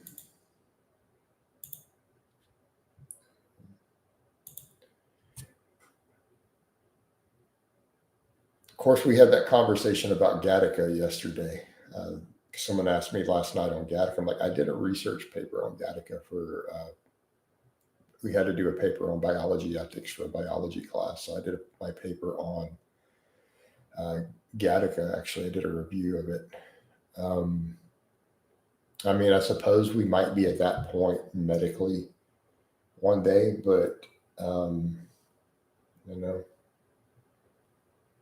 I think that that movie though definitely presented the issue with that. I mean, if we're going to then engineer and pick the best of our children, and everything's going to be done in vitro instead of most people doing just the normal stuff, and it creates an entire set of ethical problems, right? It creates a whole set of ethical problems very, very quickly at the society level. And as they put it in there, we've turned discrimination into a science. Man. Karsten, appreciate the super. Do you ever have untracked meals or eat out at all? Or do you just track everything and eat out? I haven't been eating out lately, no. So everything is home cooked. So, um, but in the event, I mean, if that ever comes up and I say I'm out with people and we do grab something, it's like um, I could just work it in and just know roughly what I ate. But I don't track all of my calories at this point. I just eat really clean. I keep my fat pretty dang low at the moment. Like maybe omega-3 eggs are my only real fat source. And I just try to make sure I get at least 200 grams of protein a day. And then I just carbs, carbs, carbs. I only have a loose ballpark, but I eat inside that feed window, you know. So I'm not even tracking exactly, other than I just make sure that I know I get at least 200 grams of protein a day. And I eat almost no fat, and I just eat carbs. But my carbs are all rice, vegetables, potatoes. Plus, exactly, what all's in it. So essentially, because my training loads are high and I'm fasted, I feel like I'm just recomping eating till satiety. But it's mostly carbohydrate. You guys see my food. Um, but yeah, but you know exactly what you're getting in it. Connor says I have one off plan meal a week, so I use that to meet my friends. Yeah, and that works. That's a totally viable strategy, right? And that works for social reasons. I don't know what the best city, because Texas is too big to insure, and every city's different. So normally you would be asking me what parts of the Houston area. So I had a former client who his wife is looking to transfer possibly to Texas for business. Um, and so I helped him out because he's a former client. He used to pay me 300 a month to coach him when my prices were high. He may come back eventually. So he was asking about that, and that was an in-depth conversation just for the Houston area with the line of work she was in, right? So that is a detailed conversation just if you pick one city like Houston. Because keep in mind, Houston has everything from ghettos like the Fifth Ward all the way up to River Oaks, where the houses start at $5 million. So therein lay the problem. Do you fast in the morning? Yeah, I almost never eat breakfast before noon, Karsten. I do 100% of my training is done fasted, all of it, every day. I've been doing that for years. So I usually have breakfast approximately noon. Some weeks I start doing it at 11. Sometimes I'm waiting until 12:31. But generally I try not to break my fast till noon. So it's 6:30 right now. So after I train, I'm going to wait a bit to eat. We appreciate the supers this morning, Karsten. All right. But if depending upon, so Kenshiro, to answer that, where's the best places to live? What benefits? It keeps my appetite under control. I don't vomit during my workouts. I don't get stomach upset during my workouts, and it helps me control my appetite more. I feel that I've gotten leaner over the years too. I feel like it's been really critical in me getting leaner, right? Making lean gains, recomping, losing body fat. It's made the process dramatically easier for me because I have a crazy appetite and binge eat, right? Given my family history, keep in mind, but the child abuse, the trauma, the stuff I've discussed with that, the binge eating that was associated. I was 320 pounds when I started getting into fitness with a binge eating problem. So I've discussed that in detail before, that when I was a kid, after being abused by the family members who were doing it, they would give me as much ice cream as I wanted till I stopped crying. I'm like 4 years old, dude. This has an impact. So it's like you can have as much ice cream as you want because they were abusing multiple children in the family. They had a giant deep freeze full of every flavor of Bluebell you could imagine, like 20 different half gallons. So that was their strategy to make you stop crying, is eat as much ice cream as you want till you feel okay. Everything will be fine. So as you can imagine, I was taught from 4 or 5 years old that the response to trauma, eat as much junk food as you want until the pain goes away, till you feel better. Now, you're taught this at 4 and 5 years old. Well, the end result, I got up to about 320 pounds, 19 years old. Because I was taught as a small child that when you're really upset and traumatized, I haven't had ice cream in years, dude. That the response, you just eat until the pain goes away. You just eat till you stop hurting. That's not a good thing to teach a child. There you go. Appreciate it, Peppermint. So I've never been to a rave, no. So accordingly, I have an insane appetite also, and I'm prone to addiction, right? I'm an all or nothing person. I mean, look at how I train, guys. I'm an all or nothing type of guy. So I'm not a half measure person. So for me, yeah, crazy appetite. But I feel like the fasting, eating all clean helps me regulate that, right? It lets me keep that level of discipline, right? And it says, I'm considering going. Apparently, it's easy to get girls there, but I don't. Well, Limitless, I still think that you should take the other advice. And did you put in those applications and then for any of those chemical plant jobs, Limitless, like we talked about? It's like hero worship and there's only one Lord. Yeah. But no, I've never been to a rave, dude. It's never been my scene.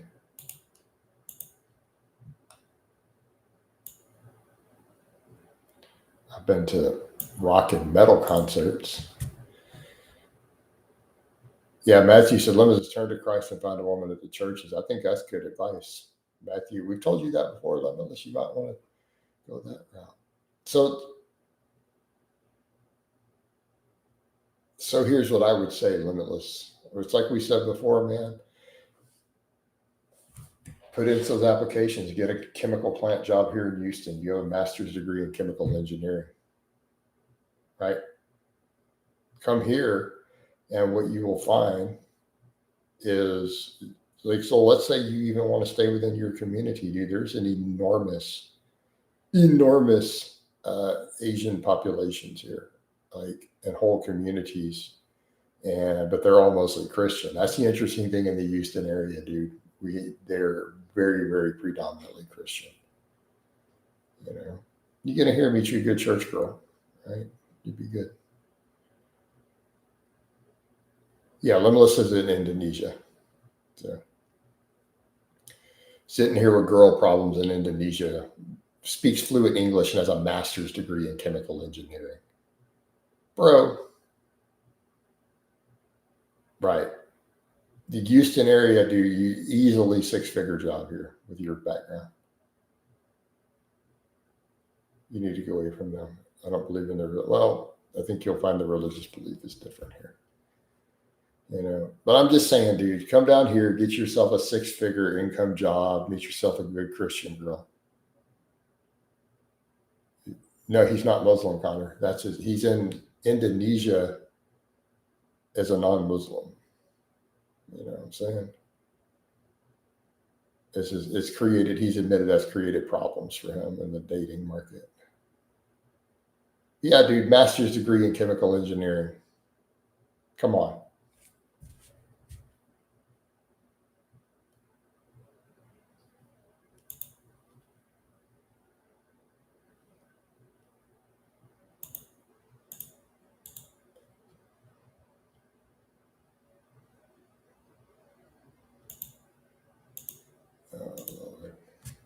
Oh, that makes sense why he's struggling. As Muslim girls come on, yeah. So it's creating a whole dynamic problem. This is what we've been saying. He needs to get out of that. He'd come to the U.S., dude. I have people who got married. Why are you telling him to come here? I'm like, because this is not a normal guy. He's got a master's in chemical engineering. This is what you want. These are the people you want immigrating to your country. No criminal record, master's degree in chemical engineering. Come on, this is Limitless. Is who you want to apply for a visa. That's who you want right there. He would do really well here in Texas. Jason, nice to meet you. What's up, Mark? How you doing, man? All right. So that's why he's having them struggles, y'all. That's why he's having them struggles.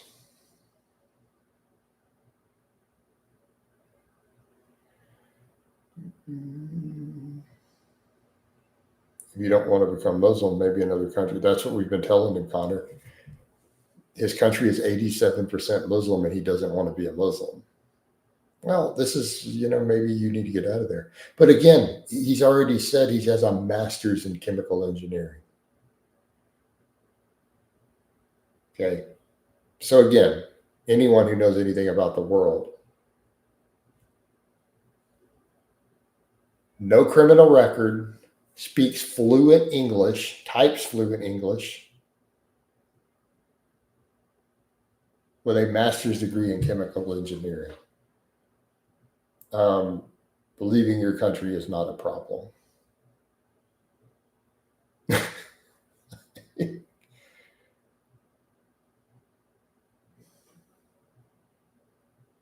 So, this is not a problem.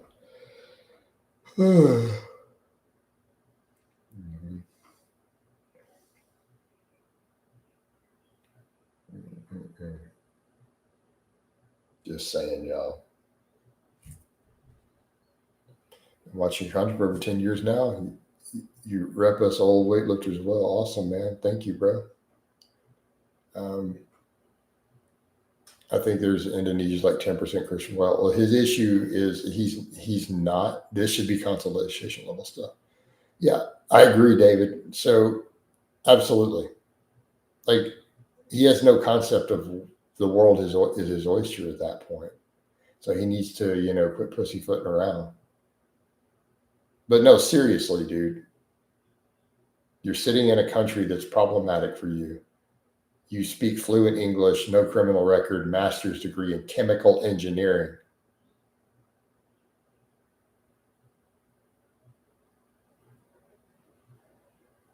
Let's state this again. Do you not understand how that translates? Unless you've been lying about that. If you're being honest about that,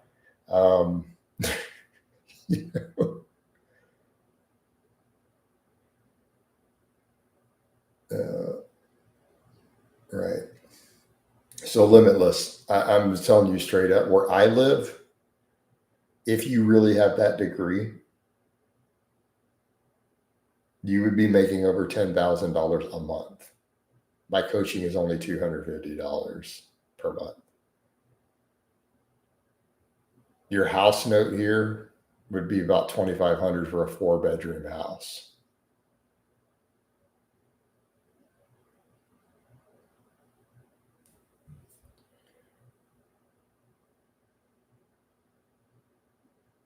You would make over 4 times the house note per month for a 4-bedroom, like 3-bathroom, 2-car garage house.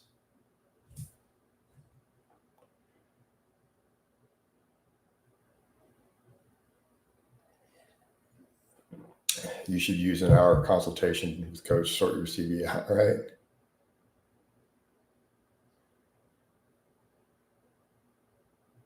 Limitless, that's a troll question. Would I get shot if I go into a powerlifting gym and they realize I don't use barbells?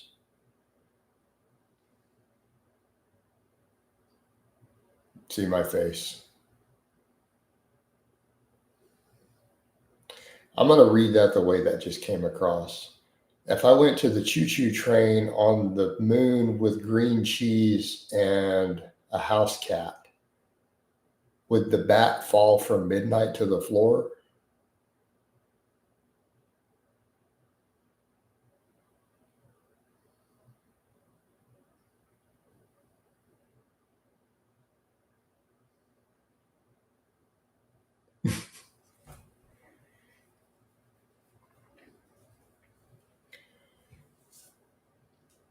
You know. Now, to be fair,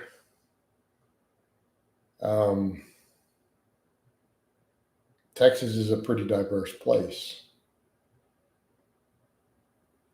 So if you're wanting to not get shot, so let's assume obviously you're not assaulting anyone or breaking into a house.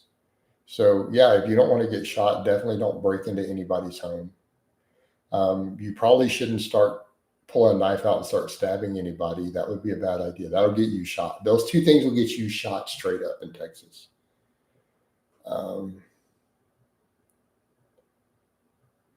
Yeah. So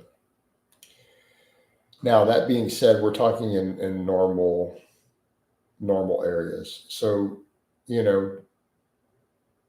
that sort of behavior will get you shot. Robbing a store will get you shot here. Yeah, straight up, dude. Don't rob in and try to rob a store. Don't pull a gun or a knife on anybody. Would all be good ideas. Now, we're talking in normal areas. But I will say, you probably don't want to go to the really deep parts of the hood in the 5th Ward, for example. So that would be a real concern. You're worried about getting shot. If you're not committing a violent act, I probably wouldn't go driving through the 5th Ward in a Mercedes as an Asian dude. Probably wouldn't. I wouldn't recommend that, though. So the dead giveaway to Limitless. So you want to avoid the bad areas, right? If you see some streets and you're still new to a place like Houston, you get over to a part of town and you see all the streets, the windows are all boarded up on the shops. And one side of the street is all red spray paint graffiti and the other side of the street is all blue spray paint graffiti, like the graffiti's different colors. And you see a prostitute and a crack dealer standing on the street corner, you may want to skedaddle on out of there. Especially if you're in a really nice car like a Mercedes, which is what you're probably going to be driving as an engineer. I would skedaddle on out of there. Or you see the big mural on the wall, and it's a 20-foot tall mural of a woman wearing a hijab with an afro holding an AK-47 over her shoulder. As a mural, you may want to skedaddle on out of there, homie.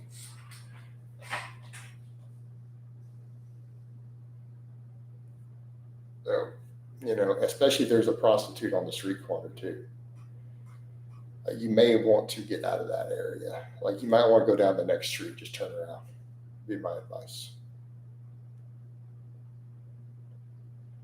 How hard to tell. In Houston, it's super easy, dude. I just made it very clear. Okay, I just told you how to tell if you just rolled down a dangerous street. Usually the boarded up windows, the graffiti, um, that sort of stuff. It's real straightforward. Right?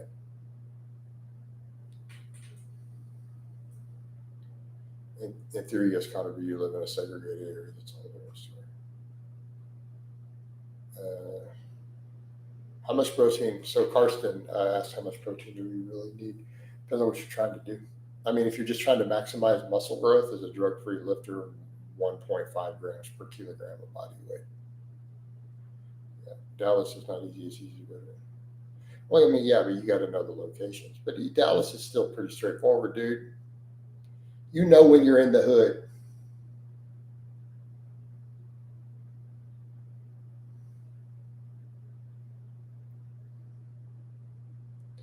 All right.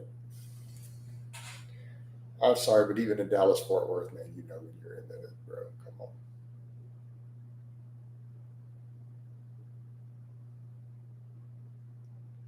All right. 1 gram per pound can be a lot for us guys. It can be, yeah. Depends on the person. I'm gonna be right back, guys. I'm gonna sit here a little longer.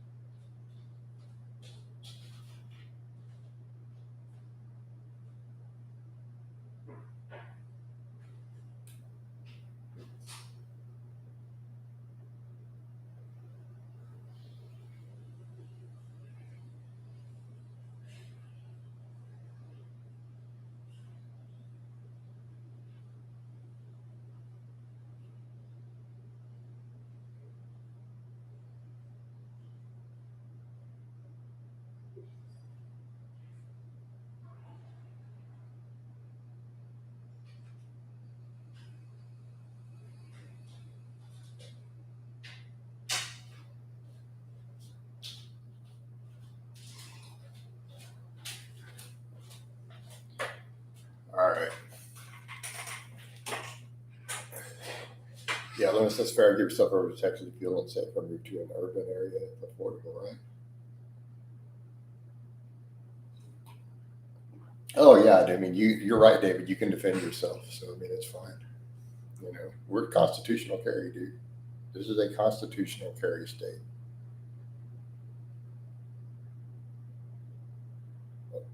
I'll try to see if I can get with this Canada interview. Would like to move out as coach suggested. Yeah, I would advise that. I mean, given the history, I love what coach talks about guns. It would be problematic here. But, well, it's a different culture here though too. You know, we treat them differently accordingly. Like they're serious thing here. And I think people forget that. Um, we have a whole culture built around it. And I think that's a difference. Using the Canada interview for your preparation for Texas interview. Is it allowed for me to move? Yes, but it's a process. Like unfortunately for you, it's not automatically granted. Now, if you get the federal, as an immigrant, if you're here immigrating or on a visa, there's a federal license you can apply for. It costs money. Um, but yeah, it will give you whatever rights you would have in the individual state. Now, if you have that federal license and you happen to be traveling through or living in Texas, Texas will just treat you the same way it treats a citizen, right? But we're full constitutional carry. So normal citizens, if you are a citizen with no criminal record, nothing forbidding you from carrying, you can just straight up carry. There's no license. There's no registration. But you better know the carry laws, right?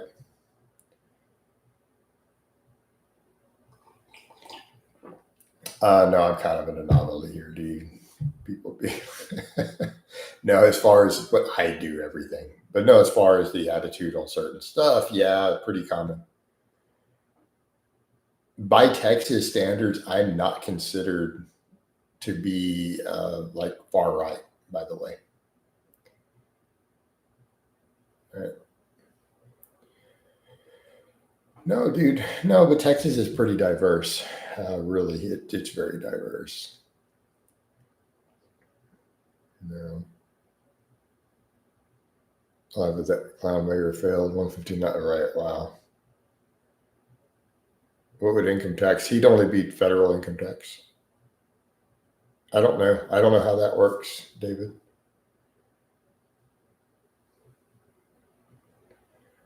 I don't know how the federal income tax works on all that, or if his country tries to tax him when he's over here. That's a problem for dual citizens. Sometimes their home country wants them to pay taxes on the money they make here, unless they renounce it. Is it warm? No, I mean we get cold fronts. We get Texas is big. Mark, I hate that question. What's the weather like in Texas? I don't know, man. Drive 10 hours one direction, it'll be different weather. Texas is 1,000 miles across in north and south. So for the non-freedom unit people, that's 1,500 kilometers. So if you have a place that is north to south, 1,500 kilometers across, is it going to have the same temperatures?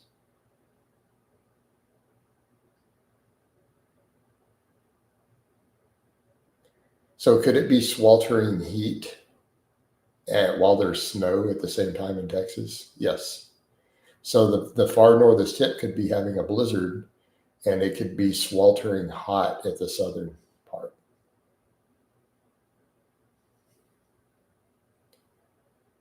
Limitless, I have whole clients who none of their stuff is public, dude.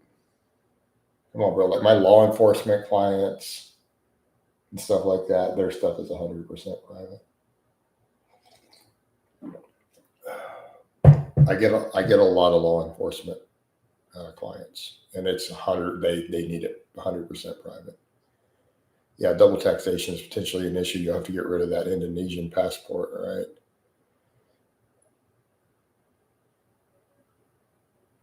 You know.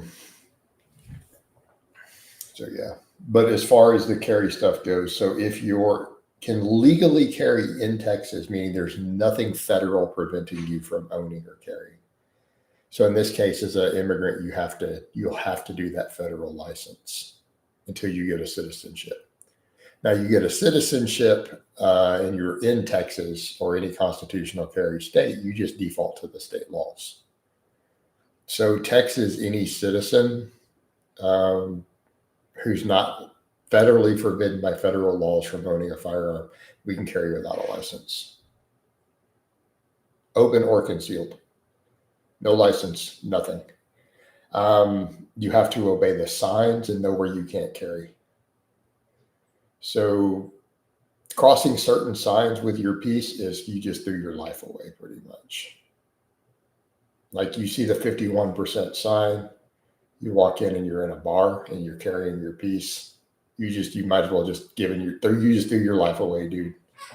Homie, just sign your life away. You done goofed.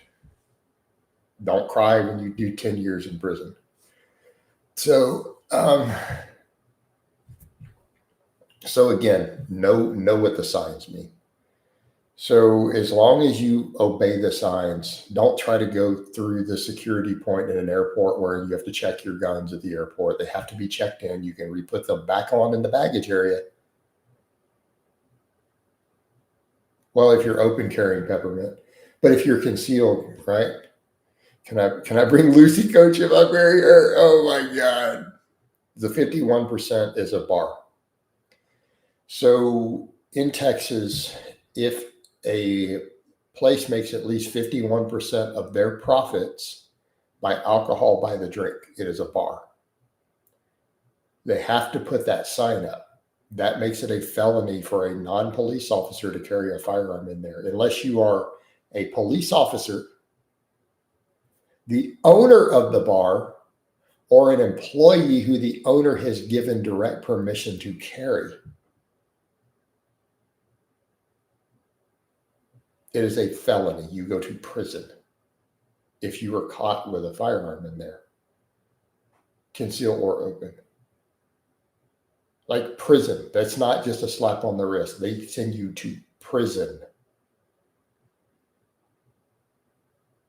Peppermint. No, you walked through the door with it. What do you mean? You're going to take it out in the bar? Oh my God. Ooh. So UK equivalent. Do you want to know the UK equivalent of that in terms of punishment? Murder 6 people. Get about the same jail time.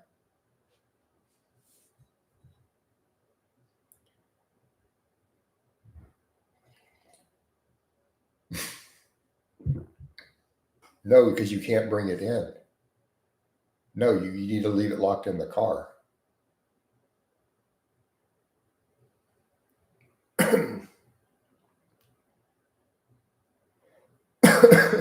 No, we're not going to compound peppermint. No, we're not going to compound peppermint. Not over that. Guys, just stop. So no, he doesn't know. He literally doesn't know. No, dude, you can't carry it in at all. Like the second you cross the door with it, oh Lord. So the second you cross the door with it, it's a felony. Once you breach that door. I put my gun behind the bar. The bouncer doesn't have permission to let you bring it in. Right? You know. So there's that situation, right? Yes, I always carry. I don't go into bars. Problem solved. All right, so here, those are your laws. You also have to watch for signs. Now, any business that doesn't want you to, there's no reason, you don't need the CCL. No, for you can get them, but they're for interstate travel, for reciprocity. But the CCL doesn't mean anything in Texas. All right. So for people who are asking, so you got to know what the signs mean. So any other shop that's not a bar, you have 2 types of signs. You have a 3006 and a 3007 sign. Okay. Now the business can't enforce it if they have an entrance that doesn't have the sign. Any public entrance that you find that doesn't have the sign, you can legally ignore. You're going to make a lot of money off this. You know. So this is how you nail anti-firearm businesses. Dude, you can make 10 grand a pop. So the state will screw them if they violate your rights. So the sign has to be on every entrance. Every entrance. All right. I'm not going to discuss that, Micah. So people were asking. All right, a 3006 sign means no concealed carry. A 3007 sign, so these are your numbers.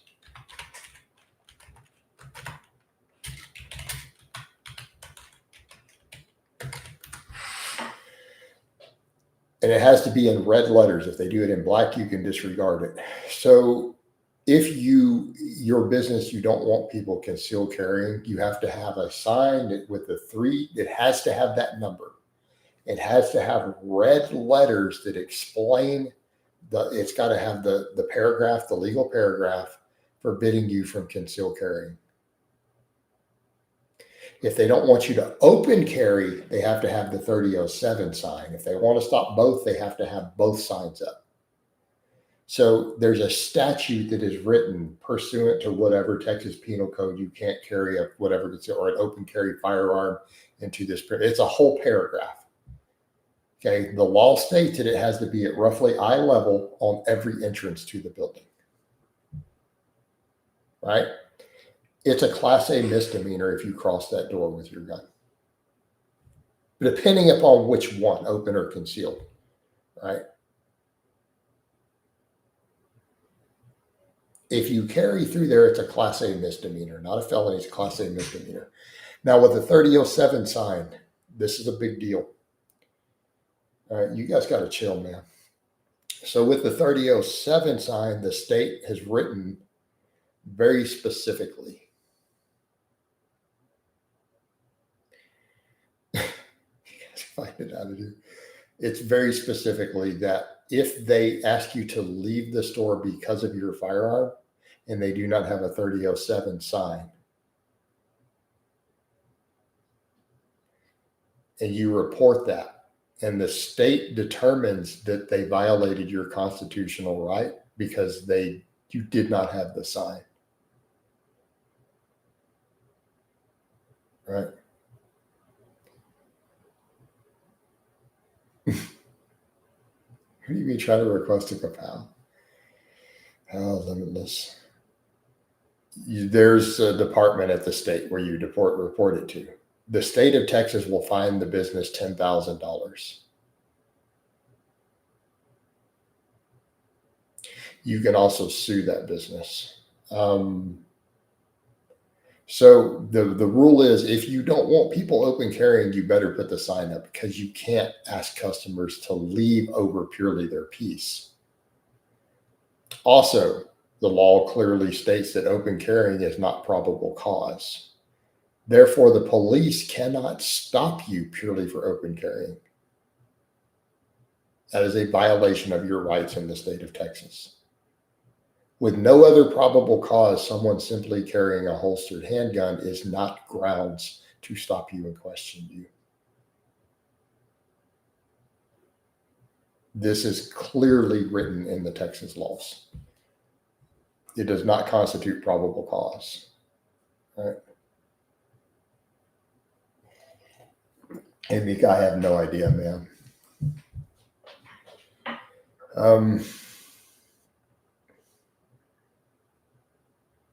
It is an obvious toy, Mika. So if you're talking a passable replica wearing open, that could get really dicey.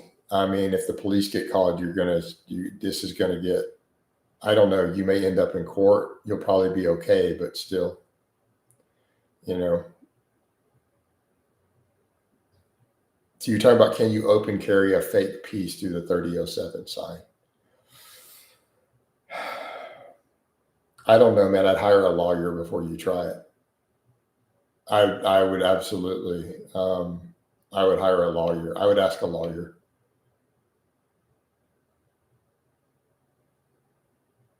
I feel like that's a situation where the police are probably going to get called. They're going to investigate, and then you may still get a charge because you intended to trick people into thinking you were breaking the law. Like, so faking breaking the law in public could be its own set of problems. Right?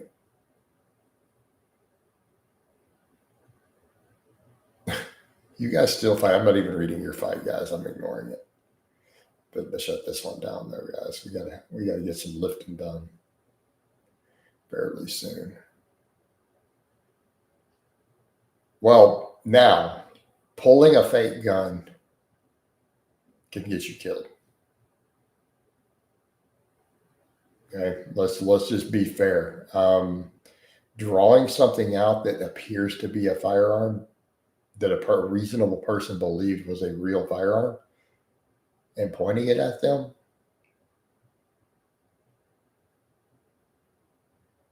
you know what I mean? No, they're not. They're going to be found innocent.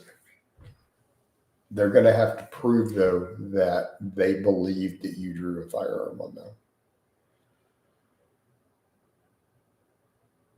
Yeah, it don't matter, dude. 13-year-olds can still pull the trigger. Doesn't matter. Bad move. I mean, it's tragic. It's unfortunate. But can you really be mad at the police? Appreciate the super chat, BMW. Right? Can you really be upset at the police in that case, though, man? If they think that it was a real gun.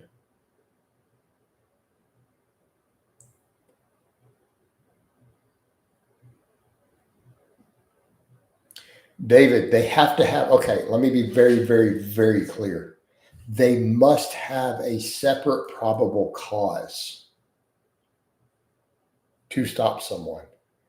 They cannot factor in the carrying the piece. They will make you rich. Not only are they going to lose their police badge, you're going to make a fortune suing them.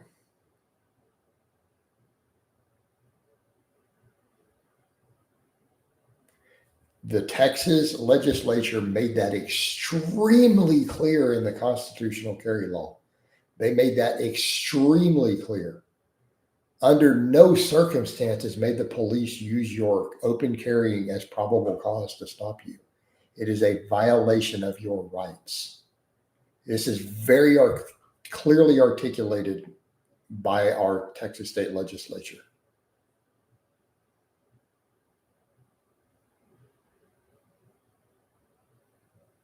Right? They cannot use that as grounds to stop you at all. It cannot be a factor. They must have other factors that would give them a legal right to stop you that do not include your firearm.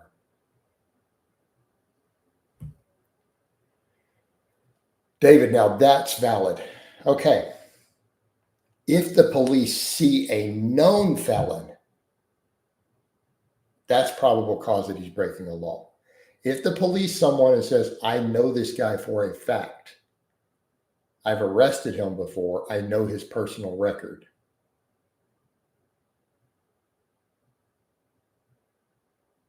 they're going to have to testify to that, though. They're going to get grilled over this. Just be aware. Ian's not been convicted yet. He has pending charges in a court case for a felony.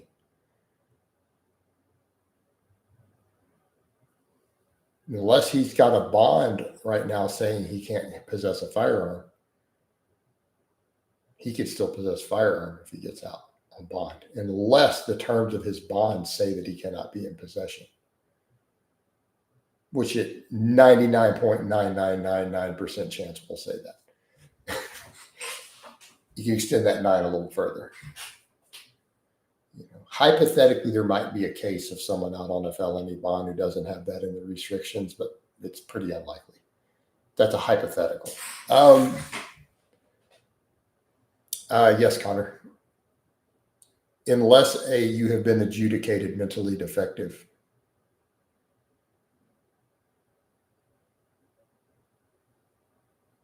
Has a court ruled you mentally incapable of it? Which happens, by the way. Connor, that does happen.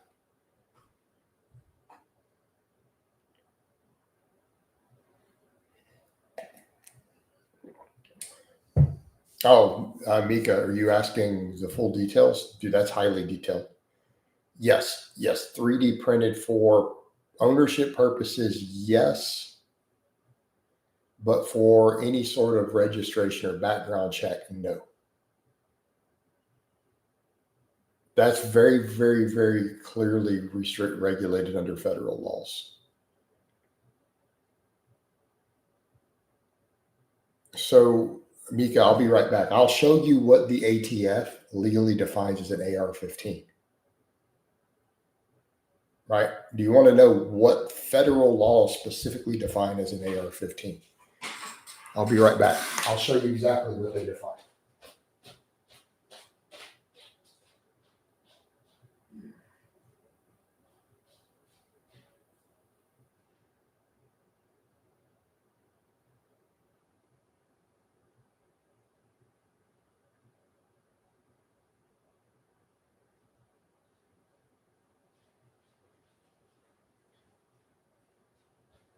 All right. So the ATF defines this as an AR-15. This is the legal definition, this specific patented item. Well,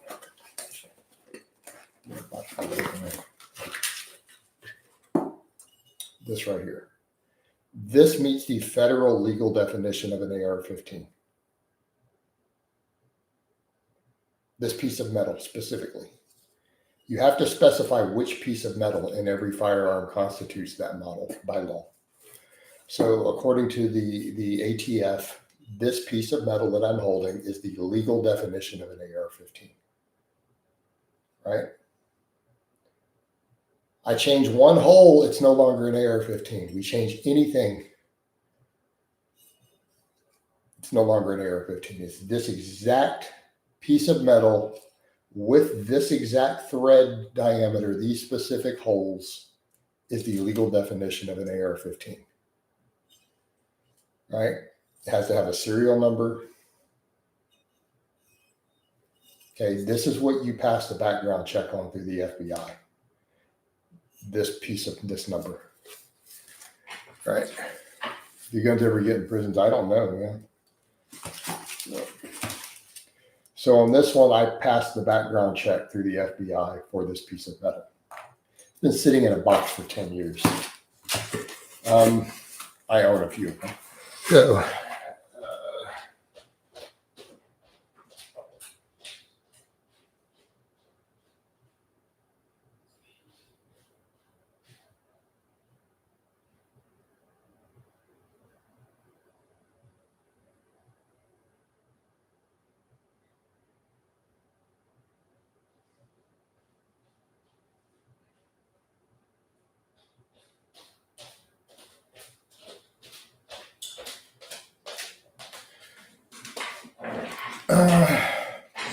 something that operates. So, okay, so you're talking about carry purposes or for ownership purposes, selling, background checks, so on. 3D print, if you were to 3D print that, it's not subject to background check, no. However, once you assemble it, it's going to still count as a firearm at a certain point for carrying purposes, right? But as far as background check purposes, the only part of the firearm that counts as a firearm legally for background checks is whatever receiver the patent requires the serial number on.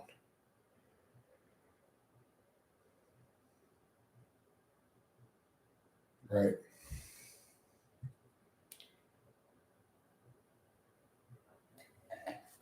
Connor, appreciate the super. Thank you, guys. It's been a pretty good, strong morning for supers. All right. What do you mean a full auto sealer? You mean a sear? I don't know the current status on those. Music, I apologize. I am not 100% up to speed. All right. I'm not 100% up to speed on that. Oh, Diesel Viper got one. There we go. All right.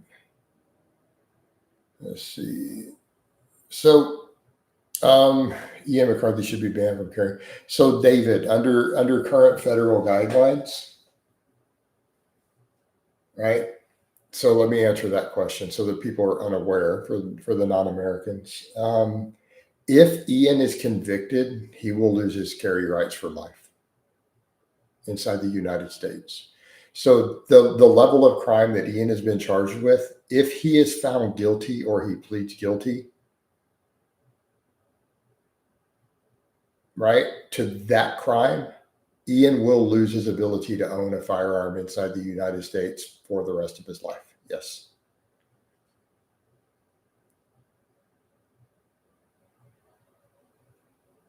David, does it show off if you click the dollar sign? What?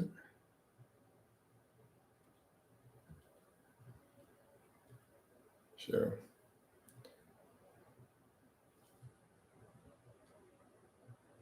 Does it show? Yeah, that's funny. Congrats, Diesel. When I become an orc warlord chieftain, I will not attempt to compel you. You click the dollar sign, it just shows the super chats or stickers. Okay. Yeah. But yeah, David, so technically if he's convicted, so any sort of violent felony, there's no way out of it. Non-violent felonies, there are certain loopholes where you may be able to use a lawyer to get your firearm rights restored. Okay, makes sense? Ian has been charged with a violent felony. If convicted, he will never be able to legally touch a firearm the rest of his life in the United States. If he is caught in possession of a firearm, he'll fail background checks automatically. Him even trying to do the background check could be a crime. So attempting to purchase one could be a problem. If he is caught with one in his possession, if he is found guilty, he could get 5 to 10 years in prison for being caught with one later. Like after he's done with all whatever, paroled out, he's free because he's going to be in that federal ban database permanently for a violent felony. If he is caught in possession, he could get 5 to 10 years in prison for possession of it. So he's not allowed to pick one up. He's not allowed to touch one. He's not allowed to have physical contact with one. He can be in the room with it, but he can't touch it. Make sense? Like you can wear yours around him, but if you set it down on the counter and he reaches over and touches it, he's just committed another felony if he's caught. Dicey would become, man, are his fingerprints on someone else's. Well, how did your fingerprints get on it? We found your fingerprints on a firearm. See what I mean? Like that could get really ugly, man. Your firearm gets used in another crime, and it's one that someone else has let him touch, and they find a known felon's fingerprints on it. That's proof that he made physical contact with one and had one in his possession. I mean, a worst case scenario, a DA could go after that. Your dream is to squat 100 kilograms. No, you squat a lot more than that, bro.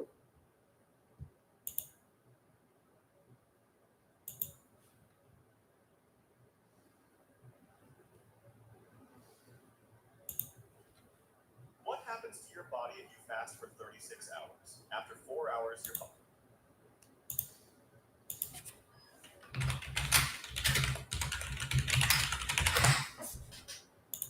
All right. How could squatting 150 kilograms? I don't know. 150. Bro, you've seen me squat a lot more than 150 kilograms. What if you rental a gun at a gun range? Limitless do ice cream fitness, right?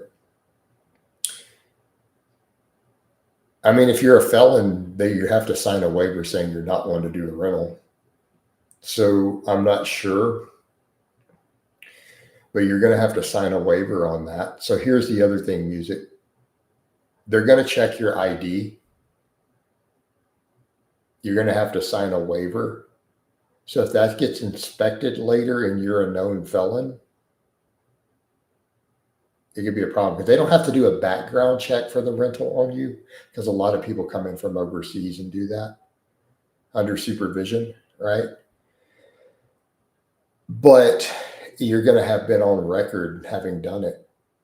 So yeah, they could pursue because they'll come through and inspect those things every now and then. So there's a good chance you're going to end up in prison later. Yeah. Unless you had a fake ID, you know.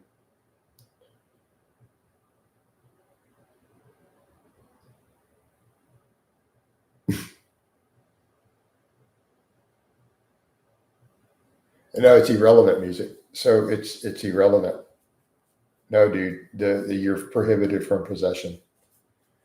I don't know how we can be more clear on that. Like your counter argument is not going to fly in court. Make sense? You know that's not going to get you out of prison time. To argue, well, it's not like I could take it with me, and they'd be like, dude, you're banned from possession. And the federal law states what level of felony it is for you to be in possession.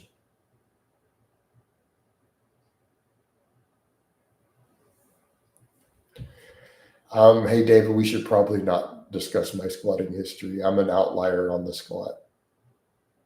I'm the one, definitely don't use me as an example. No, music, that's not a question for a lawyer at all. No, that one's not a question at all. I can tell you straight up, you will go to prison. A lawyer is not getting you out of that one.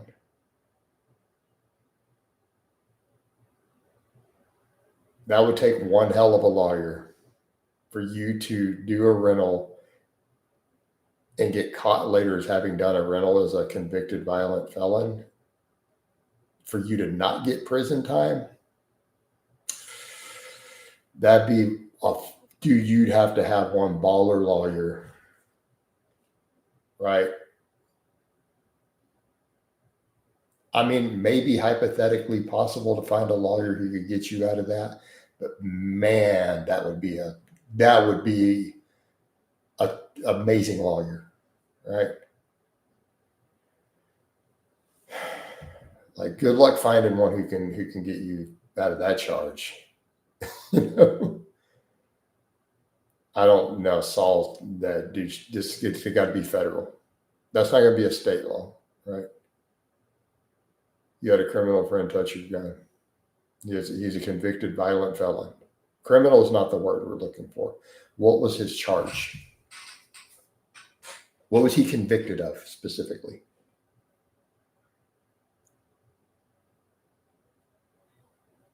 So he has a felony conviction for a violent felony. Like some sort of violent burglary, assault of some type, something like that. Okay. And he touched your gun. So he's been convicted of a felony burglary. He has either pled guilty or the jury found him guilty. And he touched your gun.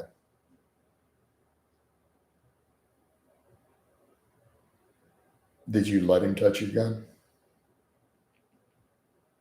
Knowing he was a felon.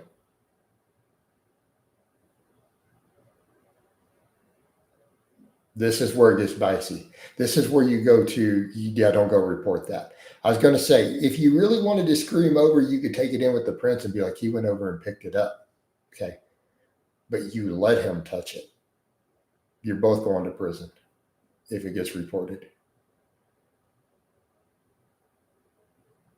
You knowingly handed and gave access to a known violent felon, gave access to one of your firearms. That's a felony. You both technically would get prison time for that. If convicted.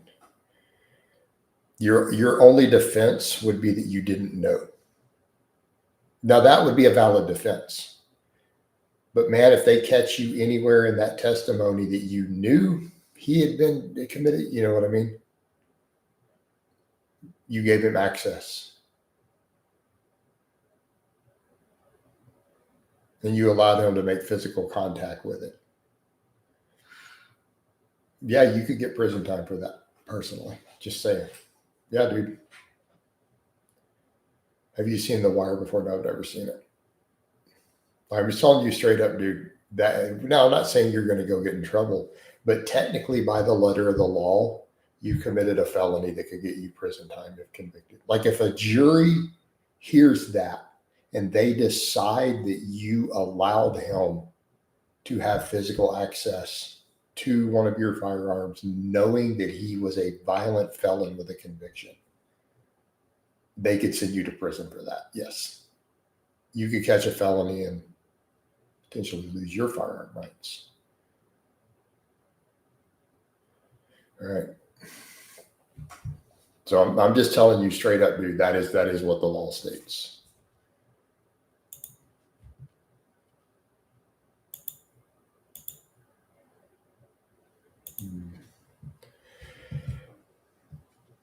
Yeah, you let him. So music, I wouldn't admit it. Yeah, I wouldn't be admitting that.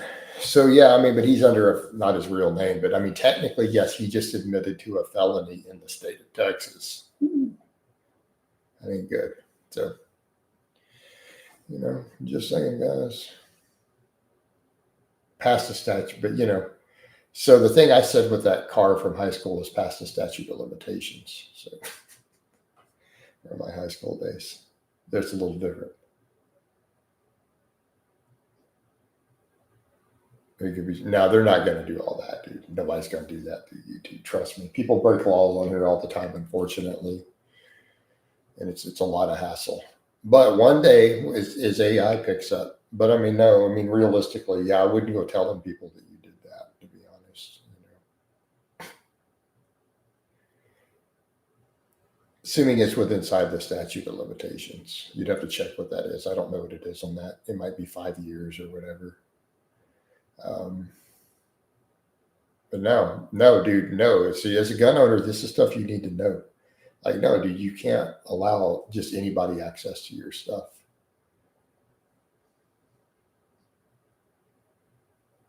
So that's the thing. We're very loose in our gun laws, but you are expected to know them.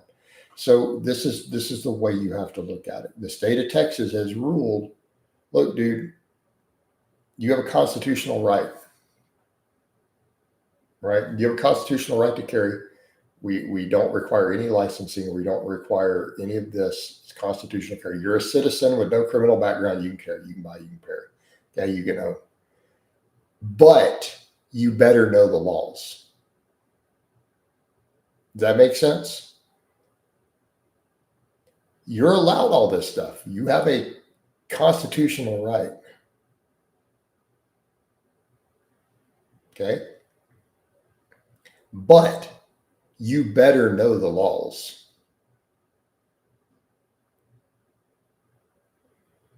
Yeah. You better know those laws. You better know where you can't carry. You better know what you can and can't do with it. You better know who you're allowed to have access to your guns. You better know this stuff. You better know the laws on how to give a gun legally as a gift or not.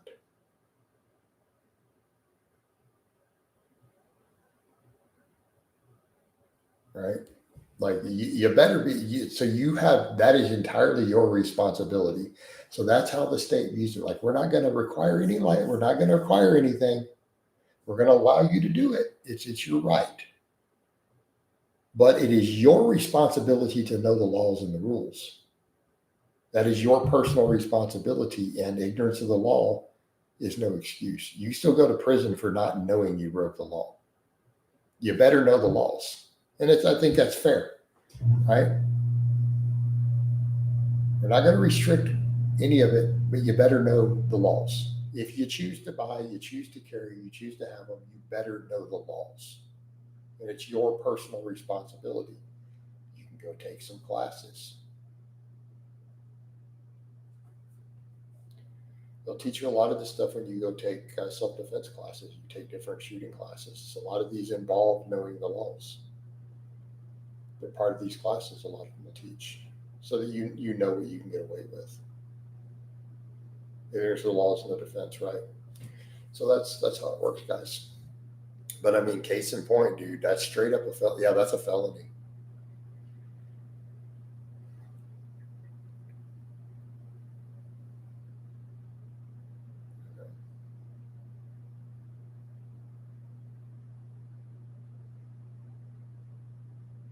All right, guys. I think it's time to wind this down. This has been a very productive